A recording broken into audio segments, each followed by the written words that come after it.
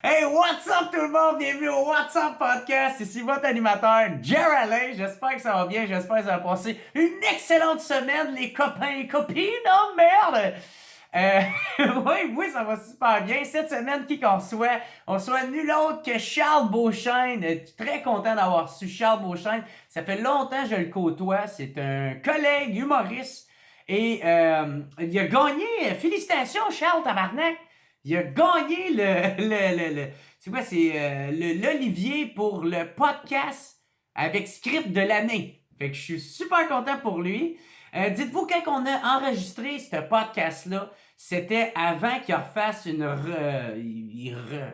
reprogrammation en tout cas, qu'il refasse les affaires de nomination de podcast aux Olivier. Hey, Chris, j'ai rushé pour dire ça, hein? Fait que je savais pas que j'allais être nominé moi aussi, puis je savais encore moins que Charles y allait gagner, ok? Parce qu'on a enregistré ça v'là 2 mois, ok? Et fait que félicitations à Charles, tout ça pour dire good job Charles, je suis super content pour toi. Puis Crème, il travaille fort, puis en plus vous allez le voir dans le podcast comment il travaille fort parce qu'il parle justement, il élabore beaucoup sur comment il procède pour travailler, avec qui fait équipe, avec qui fait affaire, comment que ça fonctionne son deal avec Urbania. Et tout le travail, tout le processus détaillé, il dit vraiment là-dedans. On a beaucoup parlé aussi de l'amertume, parce que Charles, il était bien amer avant, tu sais.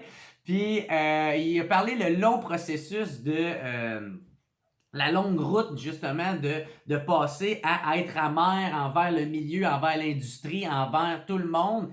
Et en arriver à un amour de soi, hein? Fait que ça a été vraiment très enrichissant, le podcast avec Charles.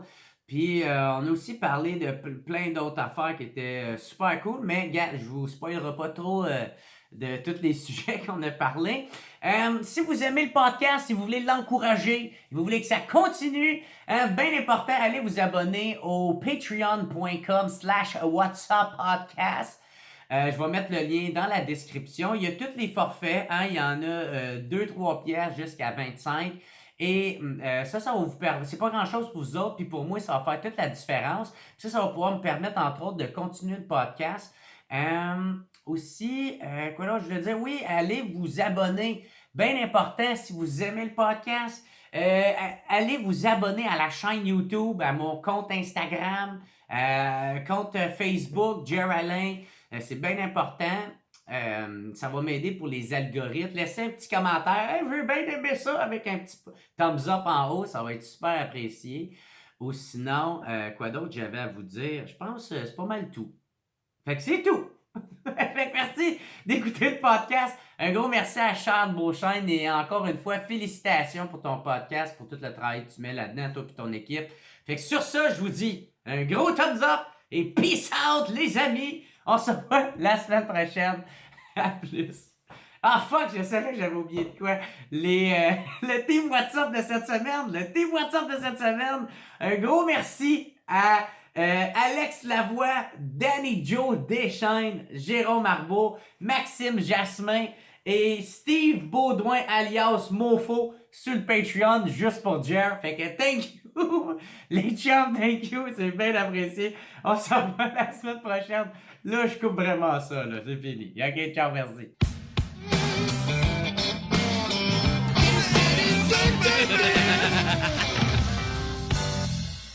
What's up tout le monde? Bienvenue au What's Up Podcast. Je suis super content de recevoir Charles Beauchesne. What's up, mon gars? T'es en forme? Oui, ça va. What's up, toi? T'es en forme? Ah ouais, man, tout le temps de bonne humeur, mon gars.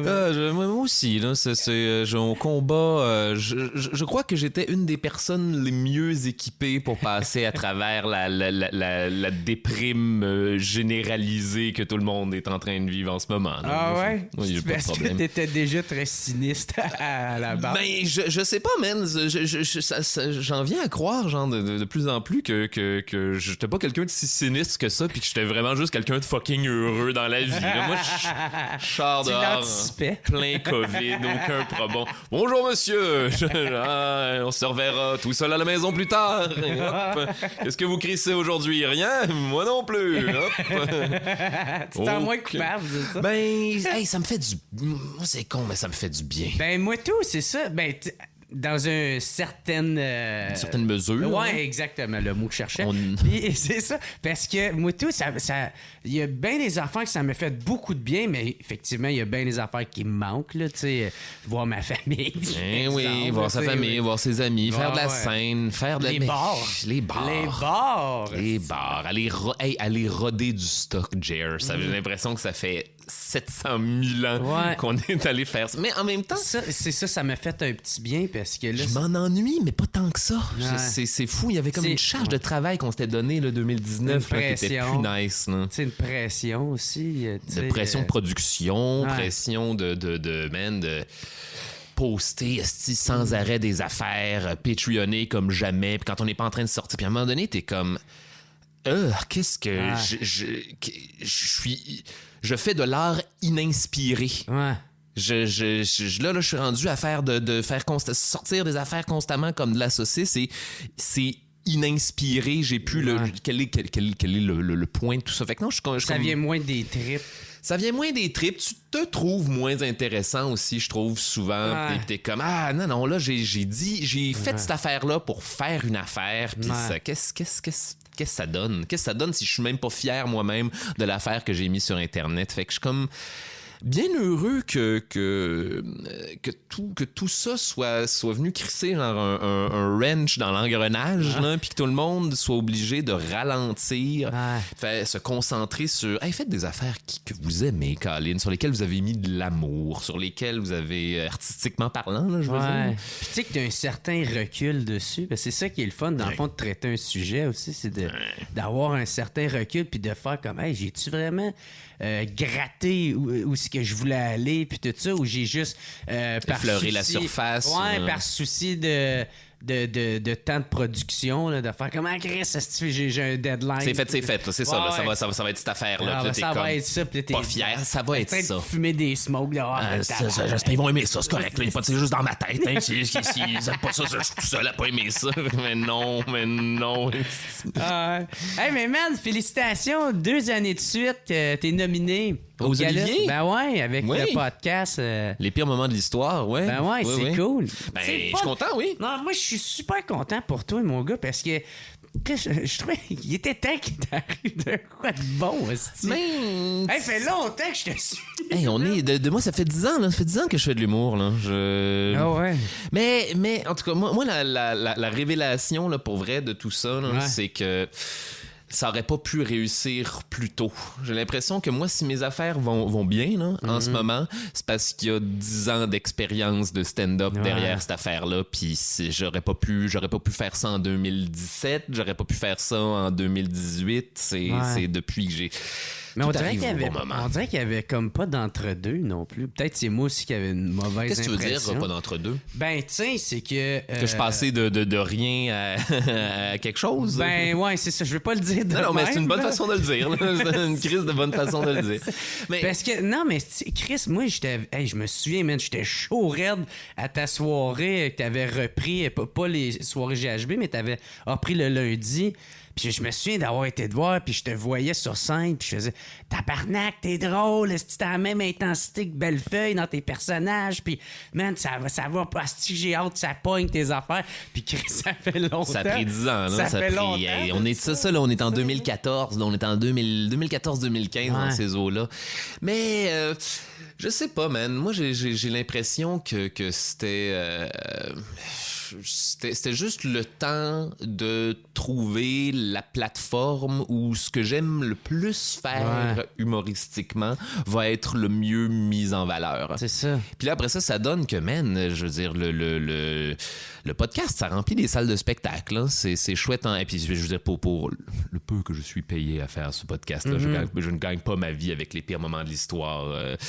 Mais ça fait qu'après ça, quand je sors, Charles Beauchesne parle de la Peste Noire, où Charles Beauchesne parle de Jack l'Éventreur, En ou, spectacle, ou un de mes 3 one-man shows, là, j'ai du monde. J'ai du monde à la porte. J'ai des salles. On l'a essayé là, juste avant la pandémie. Là, les salles étaient complètes. Là.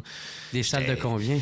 Des petites, quand même, là, on s'entend. Là. C'est quand même un exploit en soi. Des petits, je sais pas, 200, 300 personnes dans ces affaires-là. Hey, le COVID est arrivé. C'est bon? 200 personnes, c'est bon, des salles de même? COVID est arrivé, là, pile avant que je fasse le Lion d'Or. Une semaine avant, là, j'étais censé, tu vois, en mars dernier, là, j'étais censé faire Jack l'Éventreur au Lion d'Or. Puis finalement, non. Tout est plus annulé que c'est jamais. pas moi qui va pleurer pour toi. Moi, c'est la journée même à ma fête au Club Soda. Non, ils t'ont tiré à plug le jour de ta fête. Oui. Jer. Je suis désolé. Sold out pour une deuxième fois. J'ai mis tellement d'énergie là-dedans. Même pas que non, pleure surtout pas pour moi. Pleure vraiment pour toi. Ah non. Que vos pleurs viennent à moi, là. mais hey, attends, il y a rien de tout ça qui est annulé. C'est ça la bonne nouvelle. C'est tout reporté. C'est tout reporté. Puis reporté dans un autre univers. Dans un autre univers, mais tout est toujours reporté dans un autre univers. Là. On est toujours en train, tout est toujours en train de changer. Puis peut-être même pour le mieux, en fait. Peut-être que le monde, là, quand on va revenir à, mon Dieu, la normalité, parce que ça sera jamais vraiment comme en 2019, là. Mais quand on va revenir à ça, moi j'ai l'impression que les gens vont voir plus que jamais envie de voir des spectacles. Ça, c'est des crises de bonnes nouvelles pour toi puis moi. Ça, c'est génial. Puis, je veux dire, on va avoir trouvé le moyen de continuer à exister malgré un monde où il y a moins de shows que jamais. Entre autres, par ce qu'on est en train de faire là. Allô, les amis. Entre autres, par, je disais, moi, mon podcast run encore, mais shit, je s'est, je pense, accoutumé à un monde sans stand-up. Et je pense que le monde va d'autant plus venir quand ça va être de retour. Mais il faut être patient. Il faut juste être patient, puis laisser les choses se faire, puis pas espérer que les choses vont être différentes du jour au lendemain. Les choses là, à mon avis, à mon humble avis, là, en ce moment, là, c'est appuyé par rien d'autre que mon gut feeling. Là. Moi, la façon dont je le vois en ce moment, j'ai l'impression que depuis janvier, on est au début d'une très, très, très, très longue pente ascendante vers la normalité. Ouais, mais tout. J'ai l'impression que le pire du pire, là, c'était en décembre dernier. Là, oui, holy fucking crap que ça c'est. Et ça a vraiment failli mal tourner. Ça. On a évité plusieurs balles dans le même mois de janvier. Je sais pas, moi, man. Moi, je pense parce qu'il y a quand même bien du monde qui ont dit ça, mais en même temps, il y a plein de monde qui dit la même affaire quand il a été élu. Moi, j'ai l'impression qu'avoir un président des États-Unis qui vient prêcher autant de violence dans ta face, ça peut pas fonctionner. T'as la crédibilité d'un président des États-Unis. Il y a des gens qui vont prendre ça comme ça. Tu vas mobiliser. Puis c'est d'ailleurs ce qu'on lui a reproché. Là, c'est d'ailleurs ce qu'on... puis là, on n'est pas politicologue, là, by the way. Là, j'ai écouté RDI quand les gens ont assailli le Capitole et c'est tout. Mais tu là, vois quand même que tu cales, c'est un président qui cale à l'insurrection, man. C'est fucking dangereux. Ça donne des idées dans la tête du monde. Ça donne des idées d'insurrection dans la tête des gens. Puis ça mène à de l'instabilité politique et de la violence. On est bien au Québec. As-tu vu à quel point on est bien? Tout ce qu'on a à faire, c'est chialer contre mon oncle Legault qui fait qu'on se couche tôt. Il nous oblige à arrêter de jouer. C'est le pire. On est tellement heureux. Ça va bien. Mais man, ton podcast, mon gars, là, je suis content.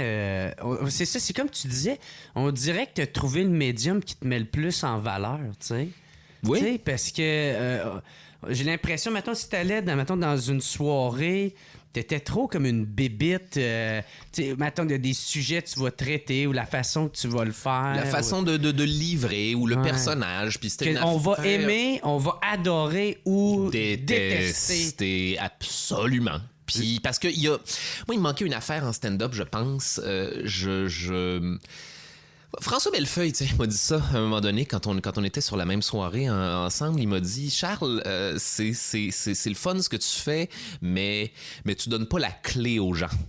Tu donnes pas la clé aux gens d'aimer ce que tu fais. Puis j'avais pas tout C'est comme à si fait... t'étais pas accessible, genre. Ben, genre, t'es étroit, puis oui, tu vas pogner un public étroit, mais tu donnes pas les clés à monsieur, madame, tout le monde de t'aimer. T'es embarqué, genre. Mais comment tu fais ça? Après ça, là, moi, j'étais OK, parce qu'il y a raison. Oui, il a raison. Oui, il a raison. Ouais. Bien sûr qu'il a raison. Mais j'étais pas... Tu vois, je suis sorti de cette soirée-là. J'étais OK, François Bellefeuille, t'as raison, mais... Comment maintenant? Là, maintenant, c'est mon chemin de croix de trouver là, c'est quoi la clé de voûte que je peux donner pour que les gens m'aiment. Puis je te dirais que c'est venu là... c'est venu très, très lentement au fur et à mesure, en stand-up du moins, à force à force de se planter, man. C'est con, là, mais il n'y a rien qui t'apprend plus des affaires que de te planter. Parce que tu veux pas que ça réarrive. Tu veux pas que les... Ça fait mal. Ça fait mal. Ça fait mal, mais c'est c'est une belle douleur. C'est une belle douleur parce que c'est la douleur qui te rend meilleur. C'est la douleur qu'après ça, tu te réécoutes, tu relis tes textes et comme... Là, ce style d'affaire-là, ça fait 3 shows de suite que je m'estime avec ce joke-là, parce que moi, ça me fait rire moi. Puis là, j'ai l'air d'un extraterrestre, puis il y a personne qui comprend, puis je fais du stand-up en mandarin, puis c'est l'enfer. OK, crisse ça au vidange. Ou, à la limite, OK, tu sais quoi? Mets-les de côté. Si ça te fait rire, toi, là, si ça te fait rire, puis je pense que c'est ça la clé, la fameuse clé dont François Bellefeuille parlait, si ça te fait rire, toi, trouve la façon d'expliquer à tout le monde pourquoi toi, tu trouves ça drôle. Puis ça, tu vois, ça partit d'un nouveau thinking dans ma tête. Ça partit, il y a rien de pas drôle, Jer. Il y a juste une mauvaise façon d'expliquer pourquoi cette affaire-là est drôle. Ben, Yannick de Martineau, il m'avait déjà dit ça, tu sais, que lui, son trip, c'était justement quand il y a de quoi de pas drôle, c'est de trouver une façon de le rendre drôle. Tu sais, de trouver une autre façon de le dire, un autre exemple, un autre... processus. Ou bouncer, je sais pas moi, sur l'énergie du public qui comprend pas, puis leur donner une explication supplémentaire en gageant avec eux. Mais tu sais, ça, c'est toutes des affaires que, man, ça prend... En tout cas, moi, ça m'a pris 10 ans. Moi, ça m'a pris 10 ans, puis c'est la vie, man. Il y en a qui ont pogné ça. Il y en a qui ont en sortant de l'école de l'humour, là, qui tac, tout le monde trip, c'est l'unanimité, puis... Hey, regarde, c'est la vie, là. On n'est pas... Moi, ma vie va beaucoup mieux là, depuis que j'essaie de me conquérir moi-même plutôt que d'essayer de conquérir les gens et les autres autour de moi. Mais c'est ça, parce que t'as eu une phase. Ah, man, j'ai une phase où j'étais pas content, man. Parce que moi, puis toi, on s'avait parlé, je sais plus, c'est dans quel... Je pense que c'était dans un show que Mike Patterson animait. C'était dans le show, il était comme dans une genre de cage de baleines. Là. C'était comme des... Je sais pas. C'était comme dans une cage thoracique de baleines, tu veux dire? Quand ça? C'est-tu genre la thématique du bar, genre le baleine morte bar? Je pense que c'est la place à Chris. C'est sur Saint-Laurent. Oui. C'était-tu au... Non. Et après ça, ils ont fait des shows sur le toit. Gold... C'est une place de même. Ouais, je me souviens où est-ce que c'était. Oui, Mike Patterson animait, puis c'était un cauchemar. C'est ça, pas à cause de lui, là, il était fucking bon, là, mais le public était... Il était excellent. Mais c'est ça, c'est dans les loges. Puis là, on savait jaser, puis je pense que tu commençais le podcast, ou sinon, tu commencé... T'avais eu un beau succès avec Charles Beauchamp parle de la peste. Ouais, ou Jack l'Éventreur, ou des shit comme ça. Puis là, on s'avait parlé. Puis là, tu m'avais dit justement, parce que je t'avais parlé de que moi, man, il y a du monde que j'aime pas. Puis qu'il y en a qui c'est des hypocrites. Ensuite, t'étais comme, ouais, mais m'amener, tu sais, tu finis par passer. Ah, mais écoute, j'ai eu une phase, Jer, j'étais tellement en colère, là. J'ai eu un bout, là, à un moment donné, là, dans mon cursus, là, où j'étais... Oh, mon Dieu, J'étais en colère, j'étais jaloux du succès de mes amis. Puis ça fait que ça t'amène rien en fait. Ça fait pas que tu travailles, ça fait pas que ça fait que t'es toujours en train de te dire pourquoi lui a eu cette affaire-là. Puis pas moi. Pourquoi lui est rendu à ce point-là, puis pas moi. Puis là, t'es toujours voilà, t'es toujours en train d'essayer, genre, de gosser des variables qui ont aucun putain de rapport avec ta carrière. T'es pas en train d'essayer de te conquérir toi-même, t'es pas en train d'essayer de te comprendre toi-même, t'es dans t'es dans essayer de comprendre pourquoi t'es pas les autres. Ouais. Mais tu veux pas être les autres. Tu es un magnifique toi-même. On est tous, puis là, je parle de toi, moi, Ouais. everybody, là. Un artiste. Un artiste. Puis même au-delà de ça, je te dirais une personne. Puis je pense qu'il y a avec ça, là, avec ce thinking-là, là, à un moment donné, là, moi j'ai fini par sauter un câble puis par faire, tu sais quoi, non, je suis tanné d'essayer de vous donner la version de moi-même que je pense que vous allez aimer. Je vais vous donner la version de moi-même que j'aime. Et voilà, à partir de ce moment-là, t'es honnête. Tu deviens plus honnête en faisant du stand-up.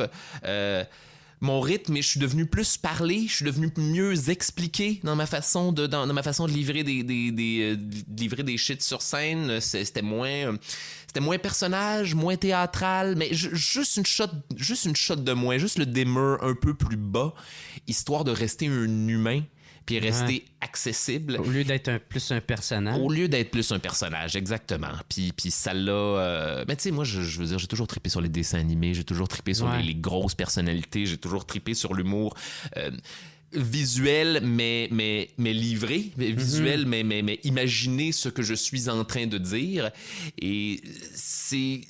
Mon stand-up est resté toutes ces affaires-là. C'est juste l'équilibre de tous ces trucs-là qui s'est comme stabilisé. Puis aujourd'hui, man, j'ai du plaisir. Ouais. Ben, si maintenant je regarde, tu sais, parce que moi, je t'ai découvert en route. En route, moi, vers mon premier gala. Puis tu sais, puis là, j'ai regardé ton numéro que tu avais fait sur la sriracha. Ouais. Puis je vois, tu sais, ça reste la même affaire, sauf que la différence, c'est que dans celui en route, on dirait que t'es plus un personnage, une bébite. J'étais du texte appris. Ouais, puis dans celui de la sriracha, t'as plus l'air un gars de stand-up qui va incarner un personnage dans des imitations ou dans mais en revenant quand même à une espèce de ton narratif de base où je suis un humain, là, puis on se jase. Là. Ouais. Mais ça, tu vois, ça c'est la différence. J'ai plus l'impression de parler à un chum qui trippe sur justement des affaires glauques ou... Plutôt que jaser un personnage à qui t'as aucune connexion, finalement. Oui, non, mais ça, c'est des affaires qui... C'est une espèce d'épave là, qui radote, là. Je me suis souvent fait regarder comme une épave qui radote en faisant du stand-up. Holy fucking crap, man. Non, mais ça, vous avez pas... Et là, les gens sont comme, ah non, bienvenue les enfants qui tombent. Cet individu est dérangé, allons ailleurs. Mais voilà, à un moment donné, tu stabilises, puis je te dirais que c'est la différence entre... premièrement, c'est la différence entre plusieurs années d'en avoir fait. Là. Déjà là, en route vers mon premier gala, je sortais de l'école de l'humour. Ouais. J'étais fraîchement évacué avec des textes, man, que j'avais une autre technique complètement. Là, je m'asseyais, puis j'apprenais tout à la réplique, puis je le répétais comme du théâtre. Puis oui, ça fonctionnait pour certaines personnes, mais je veux dire, pour d'autres, tu le vois quand on est en train de te livrer un texte. Et les gens le sentent même des fois sans le savoir. Puis ça crée un premier mur. Puis là, il y a toutes sortes d'autres murs aussi à traverser dans la performance qui viennent se rajouter puis qui faisaient que, oui, ça fonctionnait, mais ça fonctionnait avec un public plus restreint. Puis au fur et à mesure que tu deviens humain, là les gens, justement, c'est ça. Là, à un moment donné, j'ai commencé à prendre mes textes d'une autre manière. J'ai commencé à les lire à répétition sans essayer de les apprendre. Fait que dans ma journée, mettons, je rodais quelque chose le soir même, là, je pognais mon 4 pages et je le lisais à répétition non-stop 4 heures de temps. Après ça, crisse ça à côté, je m'en vais à mon show, j'y pense même pas, puis j'essaye maintenant, après ça, sur scène, de le livrer de la façon dont je m'en souviens au fur et à mesure. Fait que veux pas, ça te donne une rythmique qui est plus parlée, qui est plus naturelle, et qui, tu sais, le stand-up... Qui est plus proche de toi. Qui est plus proche de toi, puis de ce que le public aime, c'est en stand-up, c'est l'illusion que tu es tout en train d'inventer ça au fur et à mesure. Ouais, exact. Et ça, c'est important de recréer cette affaire-là. Puis c'est pas une affaire que j'ai compris en début de carrière de la bonne manière, finalement. Puis ça vient comment? Ça vient en se plantant. Mais c'était un juste milieu, parce que, tu sais, t'es arrivé dans le temps où l'Internet commençait à avoir de la popularité, là. Je parle, maintenant pour un artiste. Puis ça commençait à être un outil, tu sais. Tu sais, moi, quand j'ai commencé en stand-up, j'écoutais déjà beaucoup de stand-up sur YouTube. Sur les plateformes, ouais, c'est ça, tu sais. Puis en plus, tu sais, c'est comme très populaire, le stand-up. J'ai l'impression, avant, c'était comme autant les personnages que le stand-up, il était... Ça change, hein? Ça change. Ouais. Il y a des modes en humour. Puis au Québec, on s'est fait, je pense, notre propre humour, mais on a dû passer par...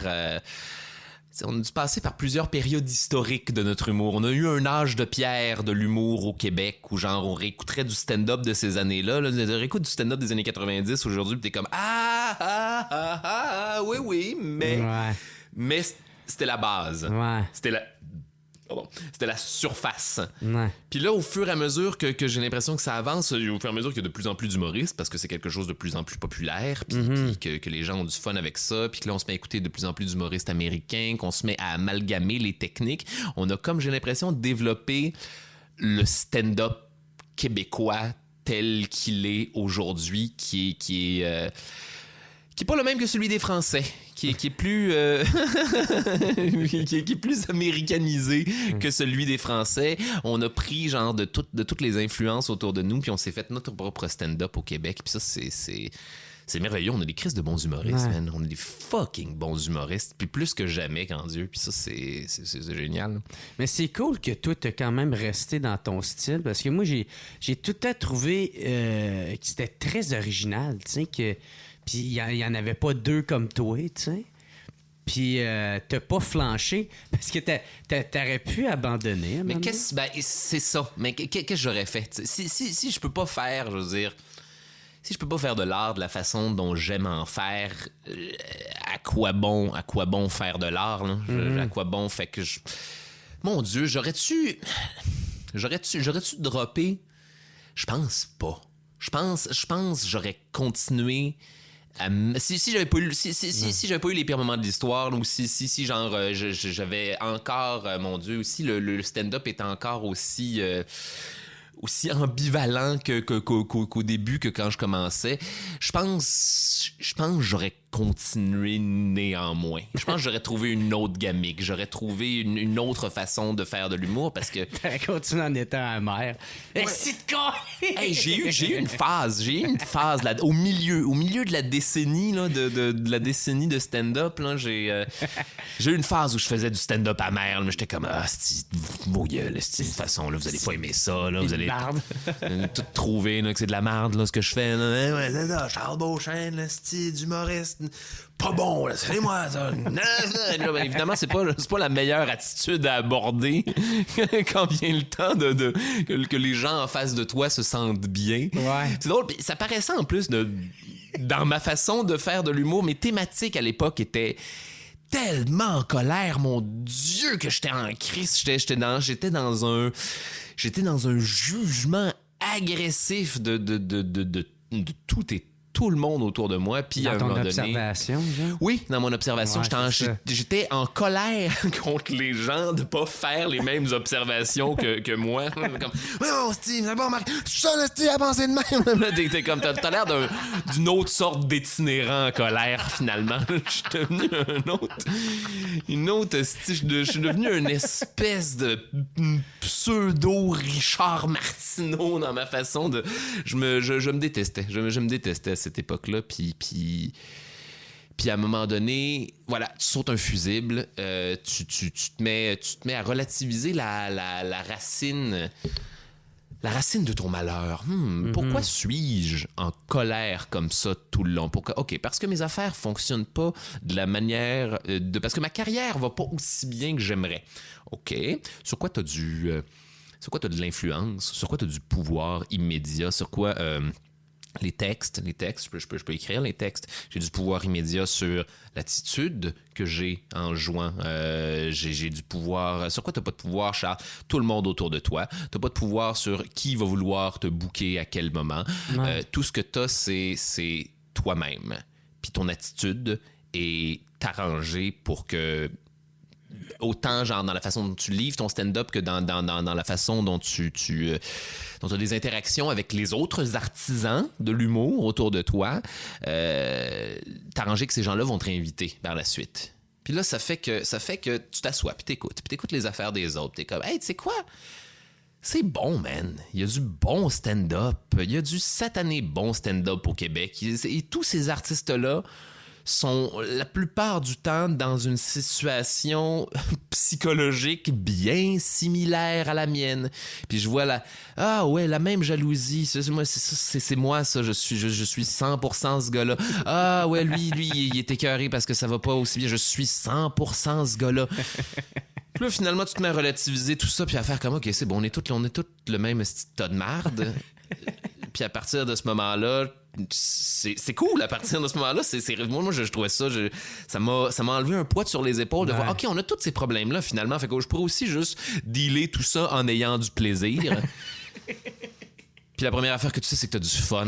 Ouais, tu retrouves le fun que t'avais quand t'as commencé. Au début, ouais. Il fait te faire rire toi. J'ai l'impression, là, oui, c'est important de faire rire les autres en stand-up, c'est ça l'essentiel de la job, mais je pense que ça part par te faire rire toi-même et t'amuser toi-même avec ton matériel. Direct en partant, c'était ça. Tu sais, genre, je faisais...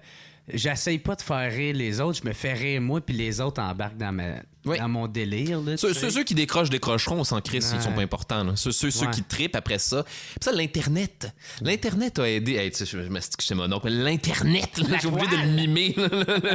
Le World Wide Web.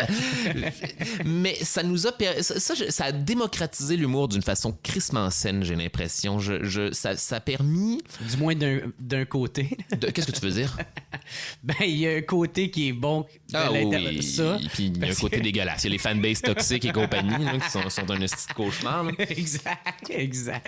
Mais excuse-moi. Mais ça a démocratisé l'humour et ça a permis ce que j'appelle moi du cherry picking de fanbase, c'est-à-dire accumuler juste des gens qui t'aiment sur tes plateformes et faire fi de tous les gens qui ne t'aiment pas. Les gens qui t'aiment pas vont pas te hader. Les gens qui t'aiment pas vont pas aller commenter sur tes affaires. Les gens qui... Puis là, à un moment donné, la première affaire que tu sais...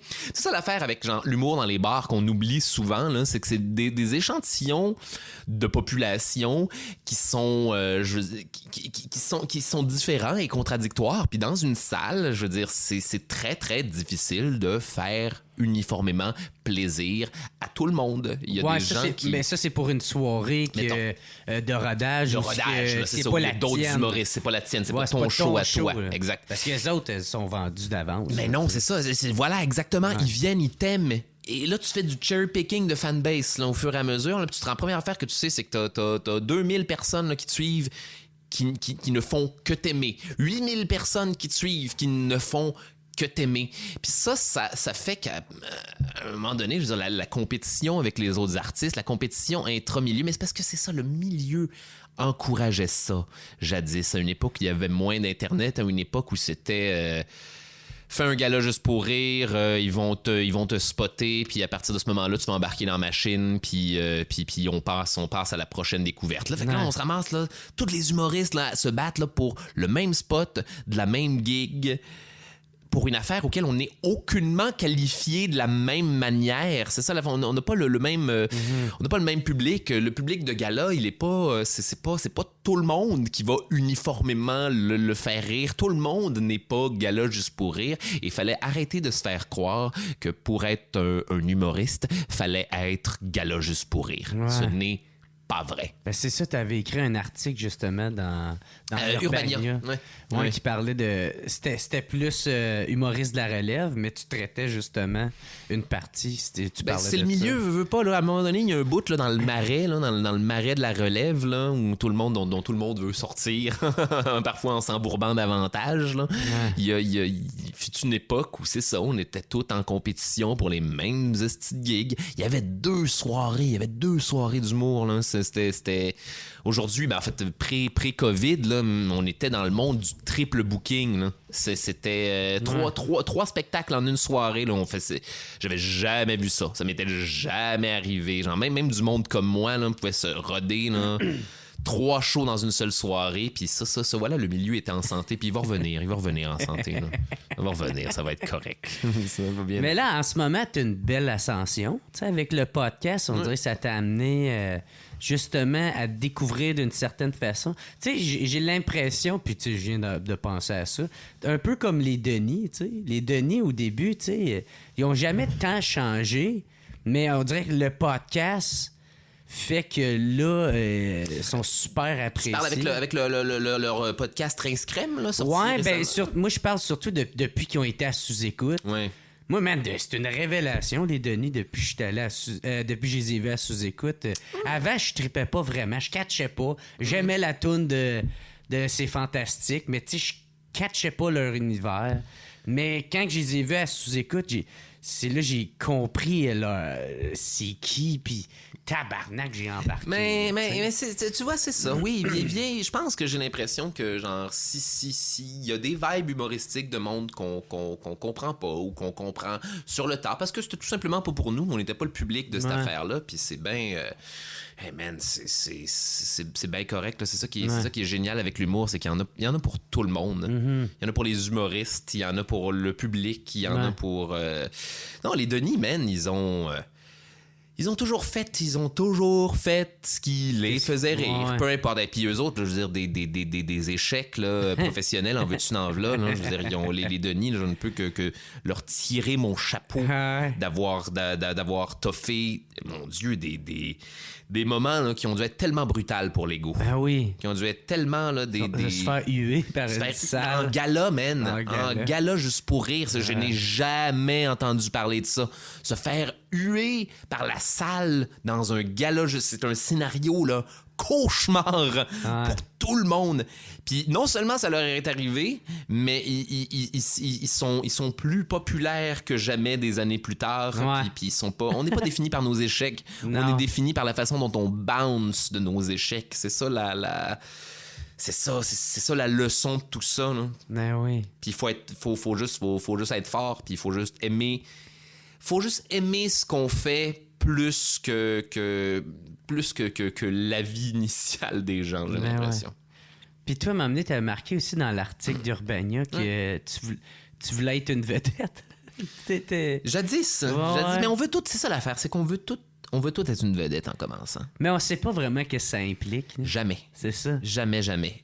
Puis la première affaire en tout cas que tu finis par comprendre à un moment donné, c'est premièrement, faites jamais de l'art pour être des vedettes. Là. Je vous le dis tout de suite, vous allez pogner une débarque. Les choses vont jamais aller aussi vite que vous voudrez, puis ça fonctionnera pas de la manière dont vous voudrez, puis vous allez vous démotiver. En fait, faites de l'art pour faire de l'art, là, pour l'amour du ciel. Et après ça, en étant bon, en ayant du plaisir, là, les gens t'aiment, et là, tu deviens la vedette de ces gens-là. Mais faut pas vouloir être une vedette avant d'avoir du contenu, avant d'avoir quelque chose à dire, avant d'avoir un art à donner. Sinon, je veux dire, t'es jetable, là, t'es rien, t'es une figure, t'es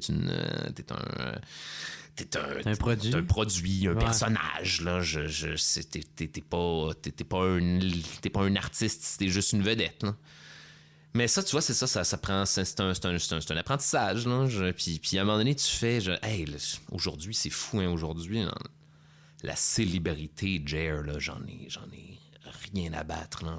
C'est quand t'as décroché de ça. Quand puis tu te concentres sur tes affaires, là, tu fais hey, il y a du monde qui adore ce que je. Puis là, la première affaire que tu sais, là, c'est que ton podcast est dans le top 8 des plus écoutés au Canada. Et et je m'entorche. Je m'entorche dans le sens que Tu t'entorches du bon sens, genre. Oui, exactement, dans le bon... moi, ce qui me fait plaisir, c'est livrer cette affaire-là. Puis là, savoir qu'il y a du monde qui aime ça. Puis là, la première affaire que tu sais, « Ah, Charles, c'est populaire en termes de chiffres. Ces chiffres-là disent que c'est pas... » Oui, je le sais, merci, c'est gentil, mais les gens me disent qu'ils aiment ça. Et ça a beaucoup plus de valeur que tout le reste. Ça a plus de valeur que les oliviers, même. Que les prix, qu'en fin de compte, je veux dire, c'est l'industrie qui se réveille. Les gens aiment ça, on devrait peut-être certifier ça, puis donner un prix comme ça. Nous autres aussi, on existe, puis on a l'air à l'affût de ce qui est en train d'arriver dans le monde. Cool, mais ça n'a pas d'importance pour moi. Puis je te dirais, en tout cas, les prix, man, les oliviers. Si je l'ai, tant mieux. Puis ça va être un magnifique coup de chapeau. Puis merci au milieu de me l'avoir donné. Si je l'ai pas, ça n'aura aucune putain de différence. Ben c'est ça. Moi, avant, j'y accordais trop d'importance. T'sais. Puis je pense aussi, c'est que j'avais besoin d'être nominé. Juste un but, puis parce que je suis quand même... Je sais que je pensais toujours qu'est-ce que je pense aujourd'hui, mais j'avais le besoin d'être... T'avais besoin de la reconnaissance, fallait que je fasse comme « Yeah, je l'ai eu! » Puis là, aujourd'hui, tu sais, cette année, j'ai pas été pris. Puis c'est pas vrai, ça me dérange absolument pas. T'avais besoin du coup de chapeau, de te faire dire par le milieu professionnel, Jer, tu existes et ton travail est reconnu. Mais oui, pis c'est normal, ça. Ben oui puis non, tu sais, c'est comme, j'avais besoin de je sais pas, parce qu'il fallait que je le découvre par moi-même que ça allait rien m'amener. Rien, man, rien. C'est ça. Après ça, la première chose que tu sais, c'est une petite statue là, qui est dans ta bibliothèque. Là, t'es comme, bon, ben, cette affaire-là est faite.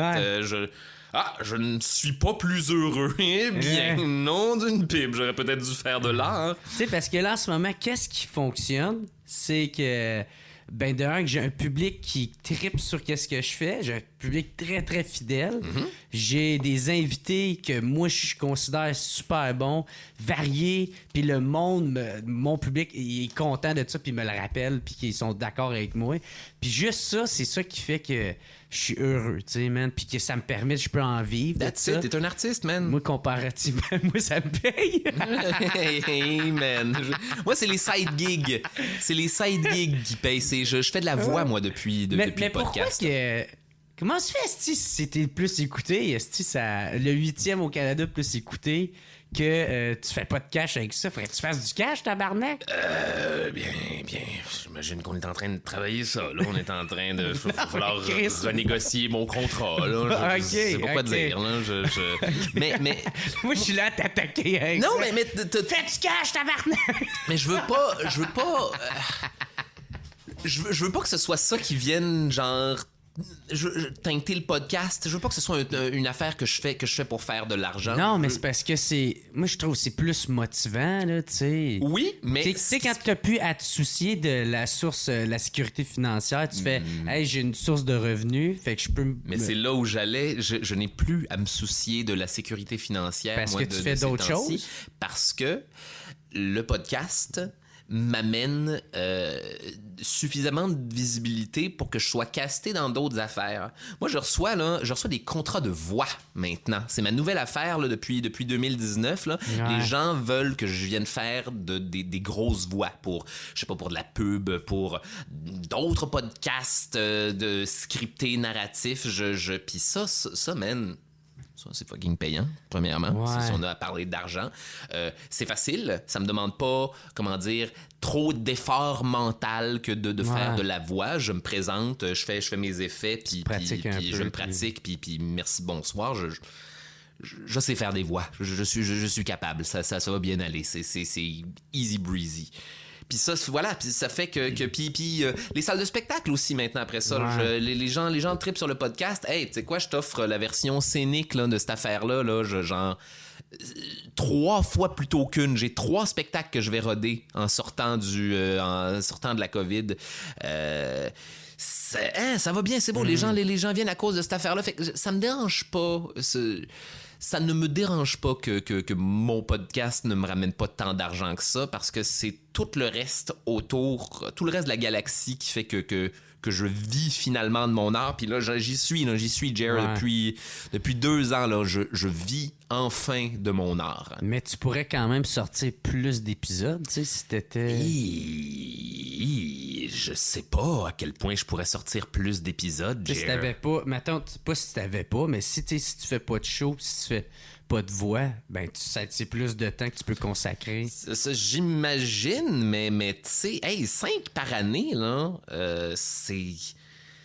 Là, on veut le nouveau deal, là, je te donne ça en exclusivité. Là, maintenant, je veux faire 6 épisodes par année. Là, maintenant, c'est à la place de 5. Là. J'en ai rajouté 1 à cette affaire-là, mais sinon, c'est parce que le processus de cette affaire-là... Ça prend fucking du temps. Jer, un épisode de base, là. Un épisode de base, là. Mettons, là, les pires moments de l'histoire, là. Genre allumé, tiens. On arrive en janvier, là. OK? Là, faut renégocier mes contrats, toutes les affaires, avec Urbania, entre autres. Là, on est pile là-dedans, là, en ce moment. Ensuite, là, faut que j'aille voir mes co-auteurs, François Legrandpré puis Audrey Rousseau. Parce que, by the way, j'écris pas tout ça tout seul, sinon je me gonnerais dans la tête. Ben, c'est ça. Moi, je pensais que t'étais toute seule, en plus. La façon dont on fonctionne, en fait, c'est que François et Audrey, mes co-auteurs, sont là pour m'alléger d'une partie de la job. C'est-à-dire qu'au début ils le font à merveille, d'ailleurs, ils sont très talentueux. Au début de la saison, là, on va sélectionner nos thématiques d'épisodes. OK, moi, je veux faire celui-là, toi, tu fais celui-là, toi, celui-là t'intéresse. Ah ouais, quelque chose de plus Kebs. OK, d'accord, on te le donne. Ça. On se les sépare. À partir de ce moment-là, individuellement, la recherche. Là, moi, j'écoute des documentaires comme un Chris de Mongol. 5, 6, 7, 8 documentaires sur cette affaire-là. Là, me faire raconter là, la même histoire over and over and over and over en prenant des notes. Fait que là, les notes viennent s'entrecroiser, veux pas, t'es comme, OK, ça, cette affaire-là, ça revient, c'est intéressant. Ça, cette affaire-là, on me le mentionne juste une fois. J'ai l'impression que c'est ce documentaire-là qui ont embelli les affaires puis qui a décidé de nous présenter ça plus hot que ça l'était. À vérifier plus tard quand je vais aller lire des encyclopédies. Là, je ramasse toutes mes notes. Je me ramasse avec généralement genre un style de 20 pages de notes qui fait aucun sens, mais tout en ordre chronologique de mon histoire. Suite à quoi après ça? Les livres maintenant. Là, je m'en vais... toujours ton information. Cross-référencé, de triangularisation des données. Okay. Là, je m'en vais checker ça sur... J'ai pas le temps souvent de lire des livres au complet sur mon sujet, fait que je m'en vais sur l'Encyclopédie Britannica. Qui est une source, mon Dieu, super crédible d'informations. Et ça te donne toutes les shit point par point, de façon, concise et rapide à lire. Fait que je peux facilement les certifier. Ça. OK, tout ça existe. Fair enough. Après ça, Wikipédia, une dernière petite shot à la fin, là, juste voir, là, mais lui, on peut un peu moins s'y fier, mais juste voir si toutes les affaires que j'ai dit sont mentionnées, si je suis pas passé à côté de quelque chose, si je suis passé à côté de quelque chose, recherche additionnelle sur cette affaire-là. C'est-tu vrai? C'est-tu quelque chose qu'on a écrit là pour embellir l'histoire? C'est une fioriture d'historien? Là, ça, c'est pour un épisode. Pendant ce temps-là, François et Audrey, de leur côté, ont fait exactement ce processus-là pour leur épisode. Là, ils m'envoient toutes les moutures de base. Et là, je retravaille chacune de ces moutures de base-là comme si c'était un numéro de stand-up. Fait que paragraphe par paragraphe. Tu rentres tes jokes. Je rentre mes jokes, je change le wording, je le word de la façon dont je le dirais, j'y donne la signature, mettons. J'ai le Charles Beauchesne. C'est le cartoon. Un peu. Oui, j'y mets ma saveur. J'y mets genre le ton qui fait que quand je vais le livrer là, en enregistrement, c'est moi qui parle. Je sais exactement comment livrer cette patente-là. Je sais exactement comment faire la musicalité de mes gros crises de paragraphes, mettons, par exemple.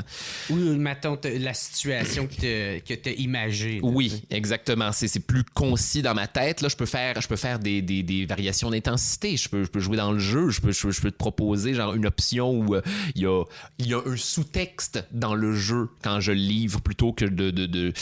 Fait que voilà, tout ça passe à... Non, je les écris pas tout seul. Je je repasse le travail de mes co-auteurs à ma sauce par la suite. Puis là, après ça, il y a Urbania qui fait sa révision de ça, là, qui nous... Qui repasse le travail, nous donne ses commentaires. Ce gag-là, peut-être que c'est pas une bonne idée dans le contexte actuel ou telle affaire. Ah, tu vois, je comprends pas, à préciser. Fait que là, on s'arrange on fait une autre version de cette affaire-là. C'est pour chacun de nos 5 épisodes. Suite à quoi, man? Après ça, enregistrement, 1 semaine ou 2, à raison de 2 épisodes par jour. Puis ensuite, montage. Montage 2 mois. 2 mois généralement. Fait que ça me prend, écoute... Mais comment ça fait 2 mois de montage? Parce que c'est long. C'est huge. C'est toi qui fais le montage? Non, c'est Lucie Fournaison chez Urbania qu'on salue d'ailleurs. C'est de la job. C'est de la job parce qu'après ça, je veux dire, faut prendre genre... Ah, mon Dieu, faut prendre tous les effets qu'on a mis en didascalie. Là. Je veux que la scène ait l'air de cette affaire-là et qu'on trouve un moyen de me recréer ça en ambiance sonore. Et c'est des questions souvent là, de micro-timing qui font que ça passe du « Ah, weird à écouter » à « OK, oui, voilà, merci. » Ça, c'est drôle. Ça flow. Fait que là, nous autres, après ça, ils nous envoient des versions du montage de moi, François et Audrey, qu'on repasse, qu'on fait comme « Ah, ouais, OK, ça, tu vois, le timing de cette affaire-là, j'enlèverais genre 1 centime de seconde ici pour que ça sent... » Ça, là, cette réplique-là, là, je m'enfarge dedans. Là, on a-tu une autre take de cette affaire-là? Ça devient là, du travail de mosaïque. Ah ouais. Et c'est pour ça qu'après ça, je veux dire, quand l'épisode sort, ça a été travaillé comme une symphonie, mettons. Ouais, c'est ça. Mais moi, je veux, là, ce que j'aimerais, là, à date, là, je peux pas faire plus de 5 épisodes par année.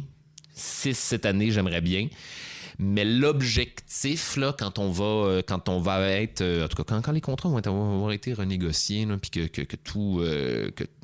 comment dire, qu'on va pas avoir à refaire ce processus-là à tous les janviers. Moi, le deal, ce serait 2 saisons. Ce serait 2 saisons de 5 épisodes par année. Ouais. Mais je peux pas faire plus que ça. Non. Impossible. Puis j'aimerais ça, les pires moments, tu vois... j'aimerais ça 10 saisons, si possible. J'aimerais ça me rendre à 50 épisodes, si c'est une possibilité. Puis après ça, on verra.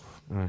Mais ouais, c'est un beau chiffron, 50 épisodes. Okay. Mettons, puis là, tu dis, mettons, ta recherche... Oui. Elle prend combien de temps, la recherche, en tant que soi? Par épisode, je sais pas, 2 semaines?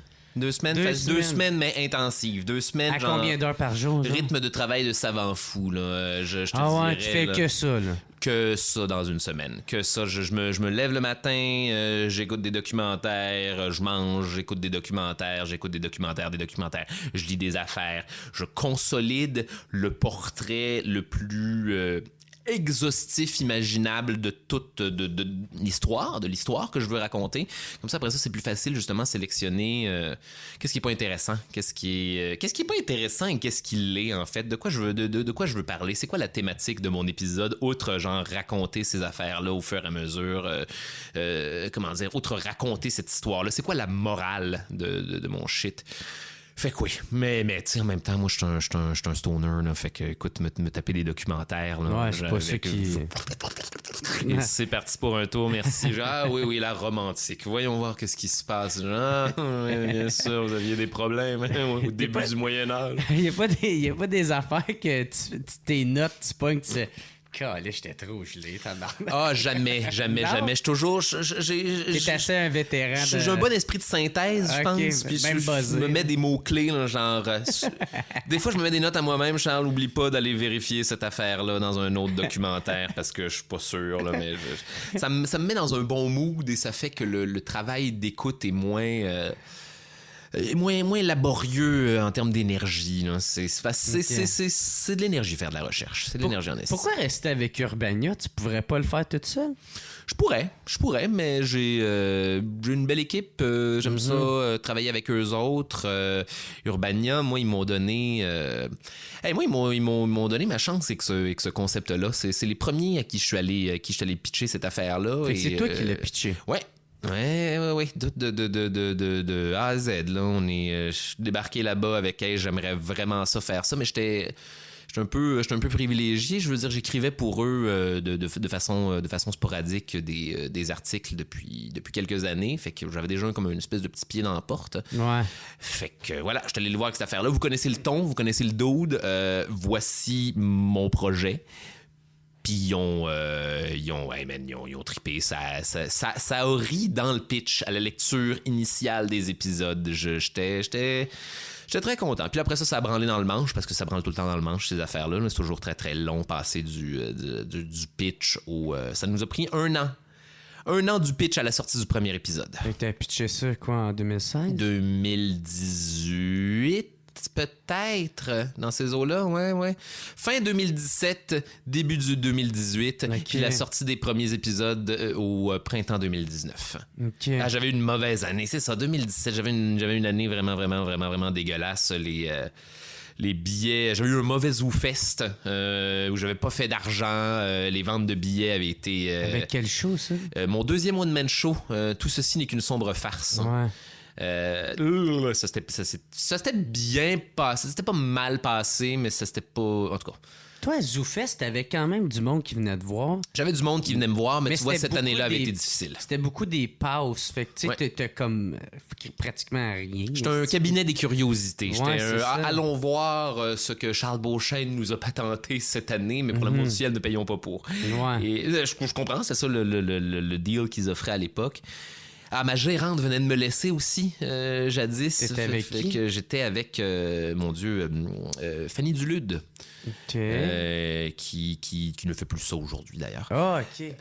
Puis, mon Dieu, ouais, non, c'est ça, année de chiotte, année vraiment décourageante. Puis j'étais comme, ah, là, faut que je fasse du web, là.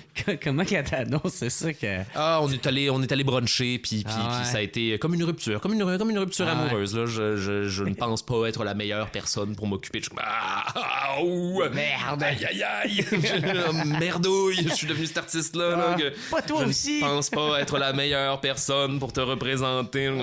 Schnoutos, moi, je suis devenu ce gars-là. Puis c'était la grosse année en plus là, de plus que jamais fallait faire du web là, en 2017 là, j'étais Ça commençait là, les populaire vidéos, là, ouais. voilà, fallait faire ça. Puis à la base, les pires moments, tu vois, on était censé être vidéo. C'était censé être une série capsules, web, des une capsules capsule web. vidéo à la base. Puis finalement, on s'est rendu compte que ça coûterait 10 000 $ faire ça. Puis ils m'ont proposé de faire... Ça tenterait pas de faire ça en podcast, Charles? Ah non, pas un autre podcast. Parce que là, Ouais. tous les humoristes sortaient leur podcast en 2017. Là, c'était le bon vieux. Ouais. Ah, j'ai bien... Là, ça va-tu être Charles Beauchesne avec ma grosse face, le Beauchesne podcast? là? Ah, ouais. Avoir des entrevues, des invités. Une entrevue, des invités. Puis Ah. ce qui était déjà... Comment dire, pas que c'était mal fait, ce qui était juste déjà tellement fait. Ouais. Ça en emmenait une joke. Ben, je pense pas. Je dirais pas jusqu'à dire une joke parce que... Non, mais je veux dire, tu sais, dans le sens que un callback ou de. Tu sais, ben, tu sais ça. Moi, je trouve ça c'était une joke d'une certaine façon. t'sais. Ouais, Mais ouais, pas ouais. méchante, mais tu sais. Mais c'est parce que je dis ça, mais c'est pas vrai. Il y en a qui le faisaient très bien, là, puis qui le font très bien. Genre, entre autres, ton podcast en est un des très bons. C'est juste, il y en avait beaucoup de cette formule-là à l'époque. Puis c'est arrivé d'une shot. Tout one shot. Tout le monde avait son ça. podcast. Puis C'est une finalement, mode, tu sais. Ben, une mode, tu sais, dans le sens. Ça gagne en popularité, fait que là, tout le monde veut s'en partir. c'était une mode, mais tu sais quoi, les bons sont restés. À mon avis, là, ceux qui avaient la vraie passion de faire cette affaire-là, puis que c'était pas juste un trend pour se vendre, là, Ouais. les bons sont restés. Puis, finalement, OK, d'accord, je vais le faire en podcast. Là, on veut pas que ça coûte 10 000 $. Là, je vais faire un podcast. Là. Puis, tu sais quoi, aujourd'hui, je le verrai pas autrement. Je le verrai absolument pas autrement. Je pense que c'est même le format idéal. Puis, on m'a proposé de faire les pires moments en version filmée, puis... Mais what would be the point? Ouais. Je pense que les images, je suis déjà capable de te les donner. Et que ça ferait un effet. Comme te rappelles-tu quand François Pérusse a fait le dessin animé François Pérusse? Là, j'ai pas écouté ça. T'as pas écouté ça? Ben, c'était bon. Ouais. mais ça n'amenait rien. Ça n'amenait rien d'avoir des images sur des trucs que tu voyais déjà tellement à mon humble Dans ta avis, tête, puis ouais. j'adore François Pérusse, là, mais tu vois, je trouve que le dessin animé, c'était redondant de lui faire ça, à mon avis. OK. Fait que... alright. Puis, fait que tu penses que tu serais quand même capable de le faire toute seule, mais t'aimes... L'écrire tout seul, tu veux dire? Ben, non, je parle de... Ah, faire ça, là, genre sans, mon Dieu, de mon propre chef là, en autoprod, là, mettons. Oui, sauf que, mon Dieu, c'est Trop d'affaires à gérer. C'est trop d'affaires à gérer. Puis moi, j'ai une énergie vraiment limitée. Dans la création me demande beaucoup de putain d'énergie. Et une fois que j'ai investi cette énergie-là, je l'ai pas pour l'investir sur d'autres choses. Je l'ai pas pour l'investir en promotion. Je l'ai pas pour l'investir en montage. Je l'ai pas pour... Puis là, si je m'occupe de toutes ces affaires-là, après ça, j'ai pas l'énergie d'être créatif. Après ça, j'arrive, là, puis je suis brûlé devant ma feuille, là, puis je suis comme, c'est pas bon, là. Puis là, j'écris, puis je suis pas inspiré. Fait que moi, le deal, là... Puis ça, c'est un des apprentissages COVID aussi, d'ailleurs, là, à l'avenir, là. Moins de matériel pour plus de qualité. Ouais. Moins de matériel pour des affaires pour prioriser des affaires que je trouve que c'est bon, que ça me fait rire, puis que je suis pas en train de me mordre la lèvre en le sortant en faisant comme il restait, ça aurait pu être mieux là, puis là c'est pas parfait là, puis je déteste ce feeling là. Ouais. Ah non, je suis tellement d'accord avec ça. Faut être perfectionniste, je pense, dans la vie, puis c'est une des clés, c'est une des putains de clés de la réussite, à être perfectionniste, prendre son temps. C'est une des clés de François Bellefeuille. C'est une des clés, tu vois, c'est une des clés dont il parlait. Hey, je t'ai tu callback. Tu vois, c'est du génie, crème. Je suis toujours en train de me rétrospectiver ça comme jamais. Hey man, je sais pas si tu te souviens, mais t'as participé à un de mes shows à Gatineau. Oui. Quand moi je commençais. Fait que c'est là qu'on s'est rencontrés, Jerry. Pour la première fois. Puis là, c'était moi qui animais cette fois-là. Puis j'ai oublié ton nom sur scène avant de te présenter. Hey man, puis le pire, c'était tellement dans ces années-là qu'on oubliait mon nom sur scène. Mon Dieu, que ça ne m'a pas affecté. J'étais bien. J'ai encore un très très bon souvenir de ce spectacle-là, by the way. Oui, bien sûr. Il y avait des miroirs au plafond. Ouais. Puis mon Dieu, qui était là-dessus, mon Dieu, j'avais. Je sais même pas qui. Beaucoup d'humoristes qui en font plus, en fait. Fait que ça, Parce que nous autres, comment qu'on faisait, c'était on pognait du monde qui commençait comme moi, là, à cette époque-là. Puis on invitait quelqu'un qui a passé en route. Oui, un des pseudos connus. Qu'on pouvait payer, puis payer. C'est qu'on essayait de payer. Puis... Hey, puis pourtant... C'était des belles... Moi, je les aimais ces années-là, les années de bohème, là, les années de stand-up bohème. Hey, t'avais tes t-shirts avec ta grosse face, puis tes cartes de... Voyons, tes cartes d'affaires et ta grosse face qui fait des stand-up. Wow, man, ce gars-là... Le gars-là est au courant de son marketing en esti. Il a pas dit, genre, en regardant une carte d'affaires qui représente le dude en train de faire 2 thumbs up. Esti, je m'avais donné... Satané Jer! Comment l'oublier? J'ai encore une coupe de chandail. C'est encore une coupe de t-shirt. Je t'en piquerais un. Moi, c'est des reliques. Hey, dude, j'ai payé 1800$ de t-shirts. J'en avais 2 grosses calices de boîtes. Puis j'en ai quand même vendu une coupe. Mais hey, je connaissais rien là-dedans. Mais l'affaire, c'est que les t-shirts m'ont amené à faire mon premier show. Le premier show m'a amené à produire les premières soirées, qui est devenue comme plus récurrente, puis que ça revenait, c'était régulière. Puis après ça, les shows me confirmé que j'aimais ça pour m'en venir à Montréal. Fait que tout découle de ces chandails-là. Rien qui arriverait pour rien. Fait que malgré que j'en suis Chris, j'ai honte du chandail, mais il me rappelle que c'est la raison aussi que je suis aujourd'hui. J'ai tout temps été le dude qui est autodidacte, qui fait ses propres affaires, puis qui fait « Ah ouais, personne m'approche, ben m'en calisse, m'arranger moi-même. » Puis t'avais une bonne idée de ton propre marketing. Puis ça, Jer, moi, j'ai bien du respect pour ça. Les gens qui connaissent leur propre marketing, puis qui prennent le temps de le livrer, qui prennent le temps de pré-synthétiser. By the way, hey, je suis ce gars-là. C'est super essentiel. Puis je pense que ça te suit aujourd'hui. C'est encore ton marketing. Puis les gens t'aiment pour ton marketing. Il y a rien qui se fait pour rien. Qu'est-ce qui est drôle, c'est que quand j'étais allé à sous-écoute, c'est ça. C'était pas un personnage, j'étais vraiment fucking sous-défoncé. C'était toi. Puis le plan, je voulais faire des shots, mais pas aussitôt dans le podcast. C'était plus vers la fin. Puis, mais câlisse, mais c'est là que le monde m'a adopté. Là, tout à l'heure, quand t'es arrivé ici, on a parlé de sous-écoute, parce que tu me disais que tu venais de le faire, justement, récemment avec Rita Baga. Ouais. Puis, puis là, on parlait que toi, c'est bizarre, parce que t'es comme pas aimé. C'est quoi tu voulais me dire? Moi, je sais jamais sur quel pied danser à sous-écoute. Exactement. Je sais jamais sur quel pied danser. Quand t'es passionné, tu te fais dire de fermer ta gueule parce que tu parles trop pis t'es en train de voler le show. Quand t'es low-key, tu te fais dire que t'es pas drôle. Je suis comme, OK, j'essaie d'être moi-même, les amis. Quelle version de moi je peux vous offrir? Je ne sais pas. Mais tu vois, je me souviens.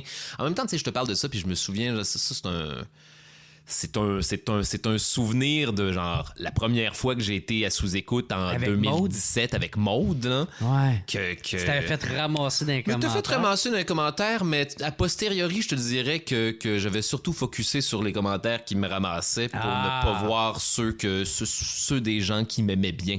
Et maintenant, mon output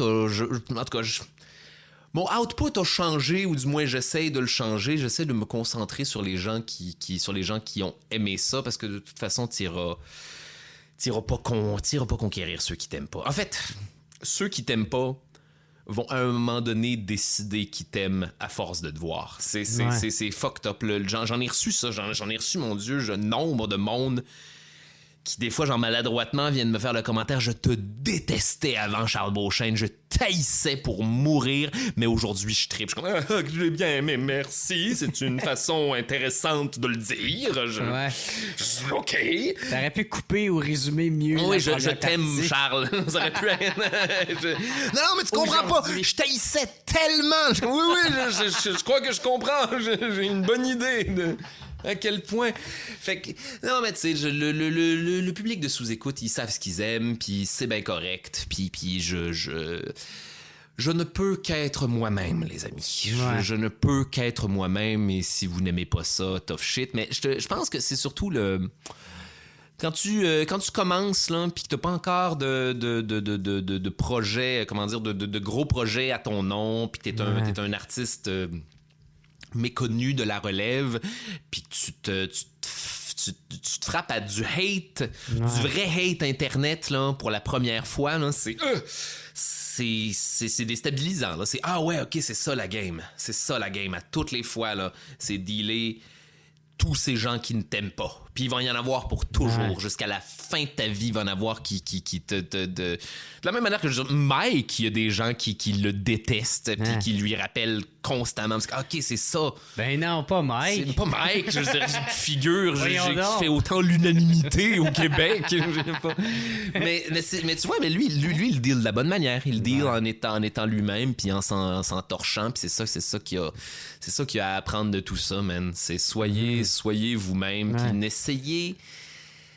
ne dépensez surtout pas trop d'énergie à essayer de plaire aux gens qui vous aiment pas. Moi, c'est drôle parce que des fois, je lis les commentaires quand quand je vois sous-écoute. Ouais. Puis il y en a, souvent, ça revient, ça, bon, il est encore fucking défoncé, puis il glorifie d'être défoncé sur scène. Avez-vous vu quel podcast vous écoutez, les amis? Êtes-vous... Non, Quoi? mais c'est ça qui est drôle, tu sais, parce que moi, quand je fais celui-là, je suis totalement à jeun, mais c'est pas mal tous mes derniers sous-écoute. J'ai bu genre 2 bières. Ouais. Tu sais, fait que je fais comme, dude, les 5 derniers, je suis totalement à jeun. C'est rien que peut-être les 3 premiers, vous m'avez vu, là, j'étais bien sous, là, j'étais scrap, là, tu sais. Mais les autres, tu sais, mais là, tu sais, moi, je me stune pas avec eux autres, c'est que je fais, tu sais, il y en a qui ont une idée préconçue, puis ils changeront pas, peu importe. Il y a personne qui haït plus que les nerds de quelque chose. Puis là, je parle les nerds de sous-écoute, là. Les nerds, de la même manière que personne haït plus Star Wars que les fans de Star Wars. Ouais, c'est ça. Ils sont trop puristes. Le t'sais. fanbase a une idée de ce qu'ils veulent, puis là, t'arrives, tu diverges de cette affaire-là, puis t'as pas été leur affaire préférée. Hey, fair enough. Tu sais quoi, fair enough, ça fait partie de la game. Ce n'est pas mon produit, de toute façon. C'est moi qui fais une apparition dans le produit de quelqu'un d'autre parce que j'y tire du plaisir. Puis je pense que c'est ça je pense que c'est ça la philosophie avec laquelle il faut aborder ces affaires-là. Là. Puis, hey, tout le monde va toujours te rentrer dedans, de toute façon. Ouais. De toute façon, man. Là, tu vois, Danny Turcotte vient de dropper parce que tout le monde y rentre dedans, là. Depuis des... Puis pourtant, en tout cas... Ben, c'est une question de temps. Tu sais, genre, puis je parle pas de Danny. Ça faisait un bout, là. Ça faisait un bout que les gens, comment dire, le consensus sur Danny était un petit peu le même, là. Ben, que les gens... c'est trop. C'est l'émission très grand public, là. Fait que là, grand public égale tout le monde donne son opinion et toutes les sphères de personnes. Là, oui, puis là, j'ai rajouté à ça, genre, le format de l'émission qui a comme un petit peu changé, pas à cause de la COVID, que c'est devenu plus une espèce d'émission d'affaires publiques. C'est du direct. Entre autres choses. Hey, Danny, là, il était beaucoup plus écorchant au début, là, puis finalement, le Québec l'a pas pris quand il était plus écorchant. Le Québec était comme, il est donc ben mean. Pourquoi parce que c'est un concept français, puis voilà, les Français, manifestement, ont une meilleure tolérance à la méchanceté. J'ai aucune idée.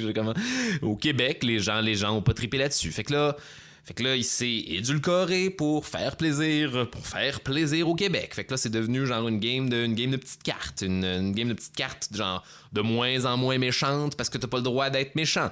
Fait que là, ça devient au fur et à mesure. Mais tu sais, le fou du roi, le fou du roi, là, historiquement, là, c'est celui qui se payait la tête. C'est le gars qui avait le droit de tout dire, là. Ouais. Puis j'ai l'impression que Danny, au fur et à mesure, c'est devenu le gars qui a de moins en moins le droit de dire des affaires, puis qui est obligé, genre, de dire des affaires qui cadrent dans les paramètres de ce qu'il peut dire.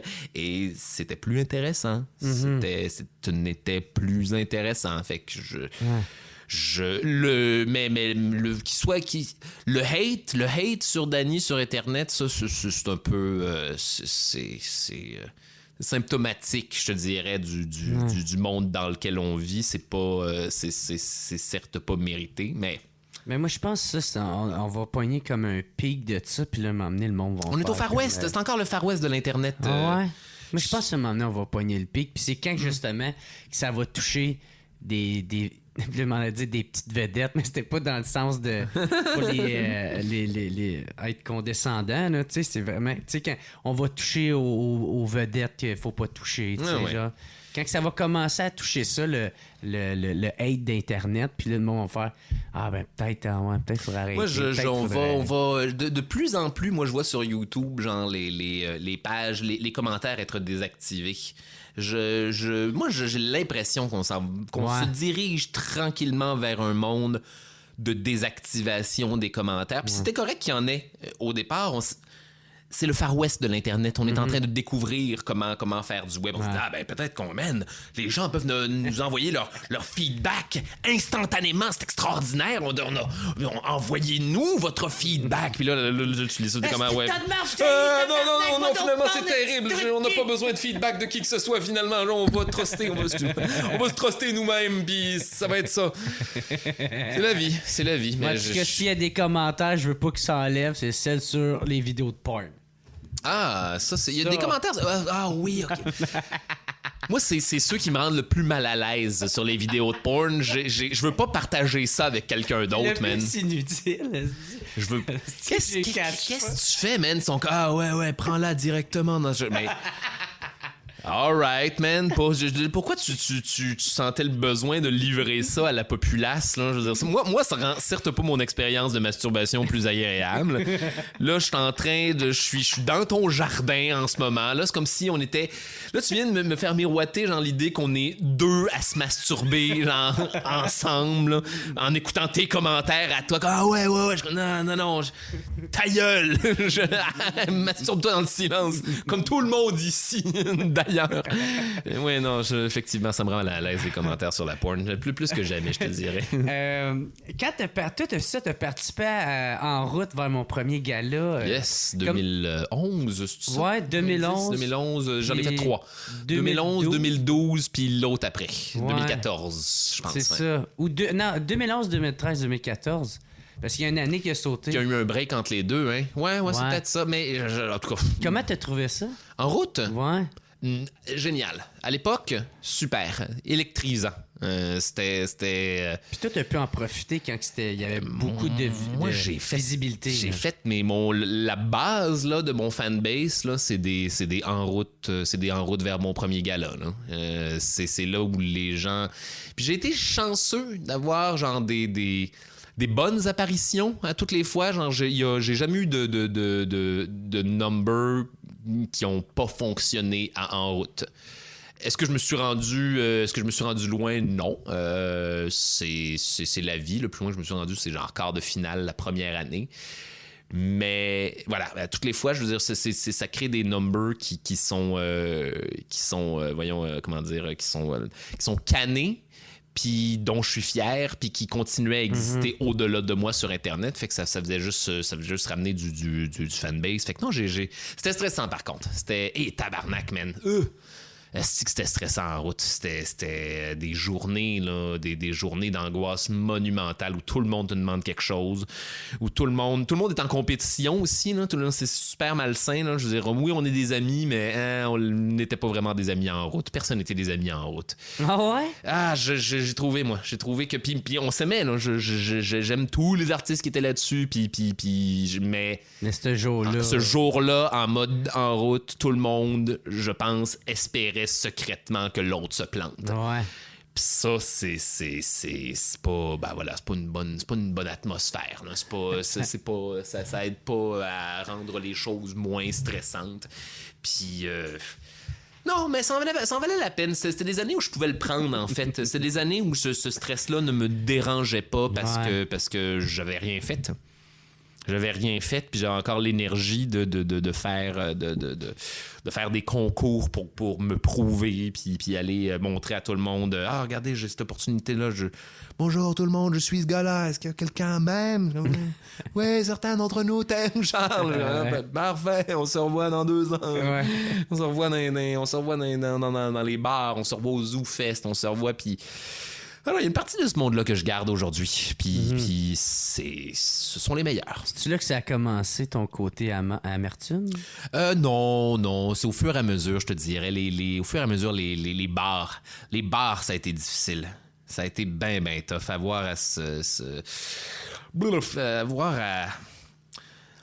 à jouer dans des places où c'est certain que le monde allait pas triper.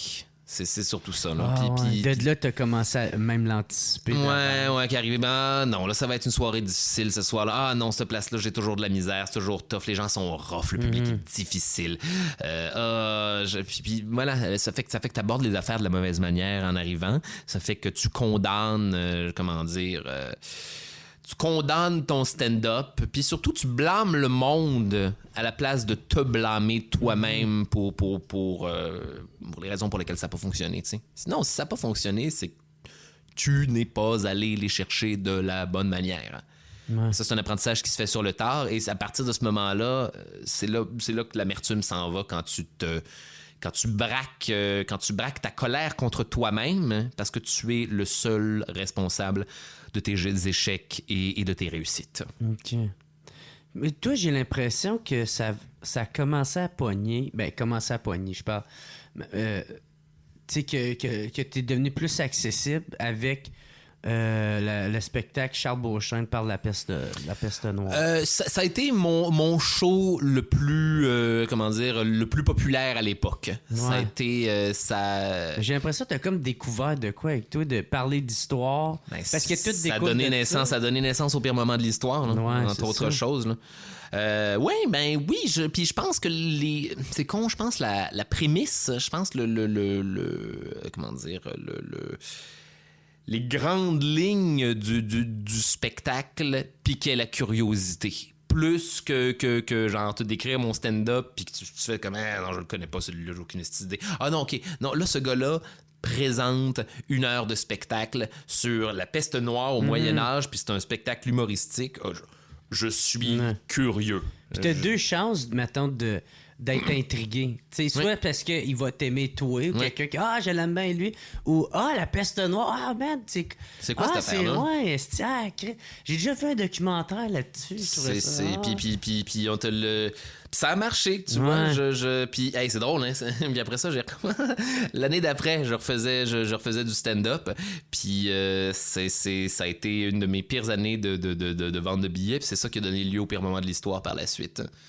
Tu vois, à un moment donné, j'ai fini par faire comme OK, d'accord.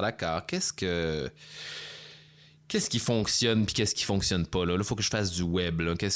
Manifestement, les gens ont bien tripé sur Charles Beauchesne, Terre de la peste noire. OK, c'est beau, mais je vais faire ça dans ce cas-là. Je vais faire cette patente-là. Si c'est ça que vous me dites que vous aimez, là, on va commencer par ça, puis après ça, amener des gens dans la salle pour du stand-up, là, mais faut pas... voilà, c'est...